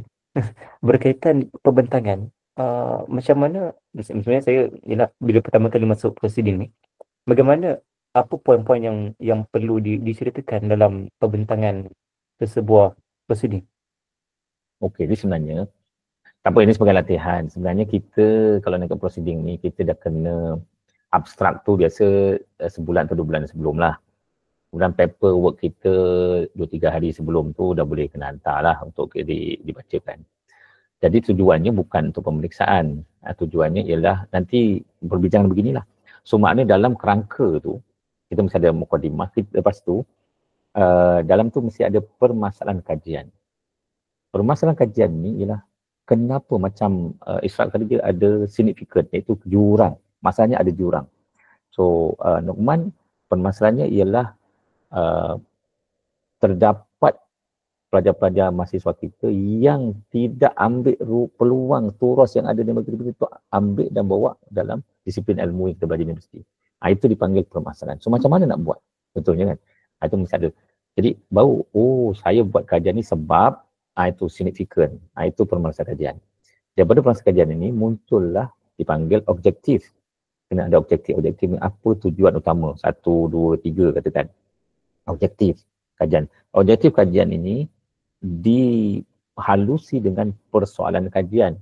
Persoalan kajian ini daripada objektif, contohnya objektif tadi ialah nak kata mengenal pasti pendekatan pengajian ilmu turas di Maghribi. Itu adalah objektif. Soalan dia, apakah bentuk-bentuk pengajian turas di Maghribi? Dia sebenarnya soalan itu ialah menjawab objektif. 3 juga. Kalau objektif ada 3, persoalan ada 3. Daripada persoalan ni lah nanti Nu'man akan pergi ke literature review. Literature review ni ialah apakah buku-buku yang Nu'man baca tadi. Nu'man kena buat ringkasan buku tadi, buku research ke orang lain tu, 3 ke 4 research yang akan menjawab persoalan Nu'man tadi. Yang satu kan, yang kedua tu buku ni dijawablah soalan saya tadi. Jadi kita keluarkanlah menurut buku penulis begini tahun berapa, buku tajuk apa, dia menjawab persoalan. Maknanya apakah yang digunakan untuk menjawab soalan Nu'man, metodologi dia, pendekatan dia, cara dia, buku yang dia rujuk. Jadi maknanya Nu'man dah ada satu sandaran tokoh besar. Maknanya okey, ini dunia ilmu kan. Okey. Lepas tu objektif kedua, ketiga. So mana ada 3 buku atau 4 buku atau 5 buku atau literature, kajian-kajian lepas yang dibuat supaya mengabsahkan soalan dan juga objektif. Kemudian baru metodologi. Kualitatif, Nu'man dah beritahu pekerjaan perpustakaan dan baru akhirnya dapatan. Ni kalau kita maknanya dalam 10 muka surat, 20 muka surat je lah. Ni kalau kita proceeding macam ni lah, kita tak bantu tesis lagi proceeding ni. Jadi maknanya dapatan 1 atau 2. Dapatan tu maknanya daripada kita kaji tu, katakan kita hantar Google Form pada orang-orang yang pergi ni kan.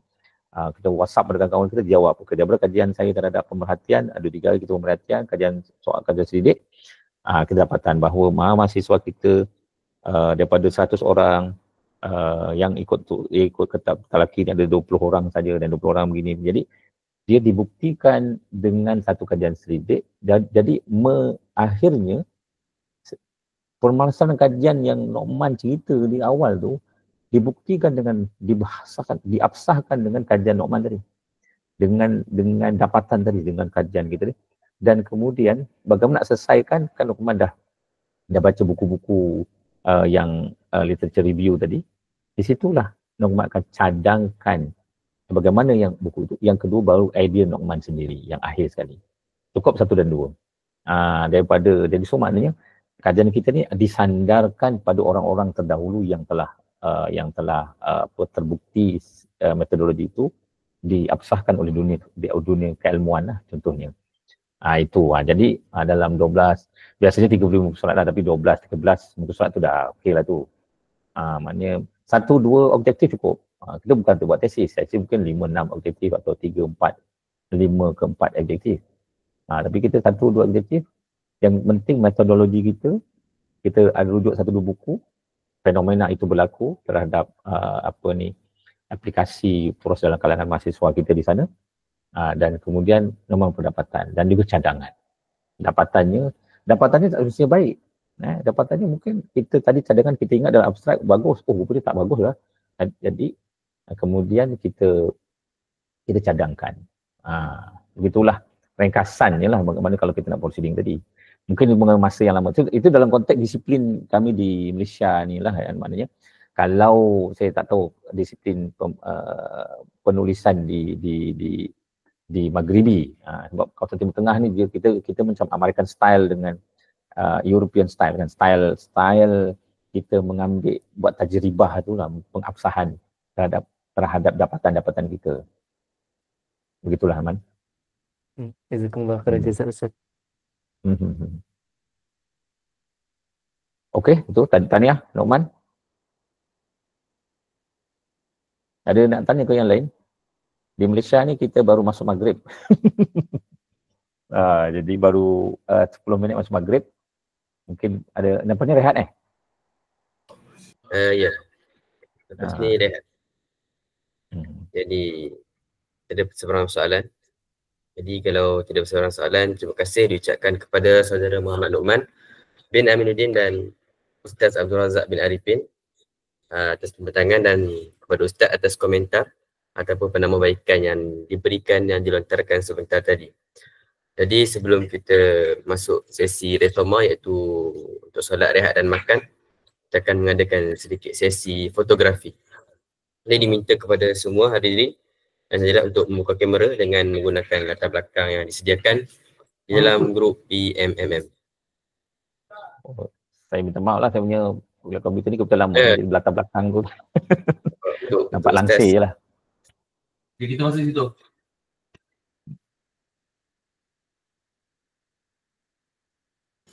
Jadi masa diberikan selama 15 saat untuk para hadirin bersedia.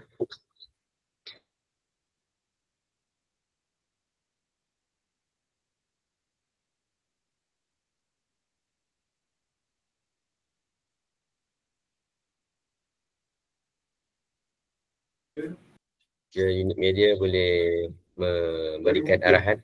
Baik saja unit media bersedia untuk mengangkat gambar.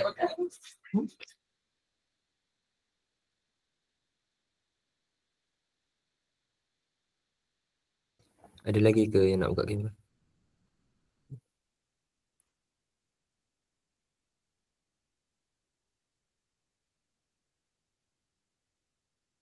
Dia dalam ihram ke tu?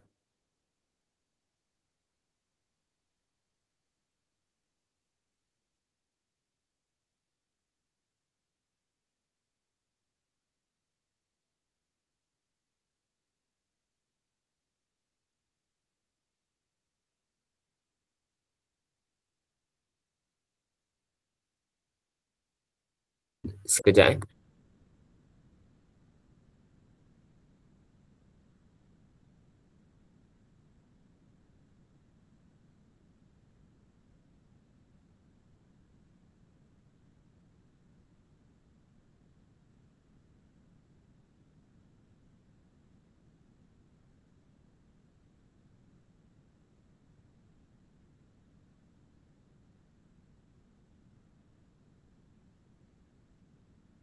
Saudara Radin, dah bersedia?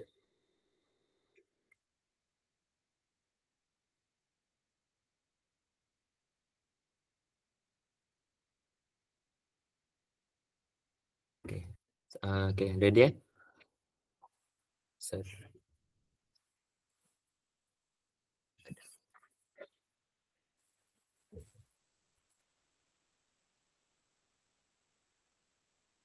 Okey, dah. Jadi 1,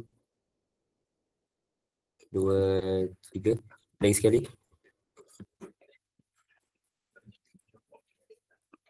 1, 2, 3. Last one. 1, 2, 3. Okey, dah.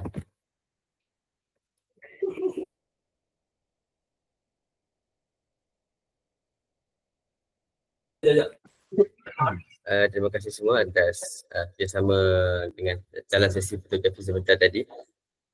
Jadi majlis akan berehat seketika bagi memberi ruang kepada para pelajar untuk solat, rehat dan makan. Jadi para pelajar diingatkan agar masuk semula ke dalam Google Meet pada jam 1.40 tengah hari pada waktu Morocco dan 3.40 waktu Jordan, 8.40 malam pada waktu Malaysia. Jadi sekadar itu sahaja. Kita akan jumpa pada jam yang saya telah tetapkan tadi. Wallahu a'lam. Assalamualaikum warahmatullahi taala wabarakatuh.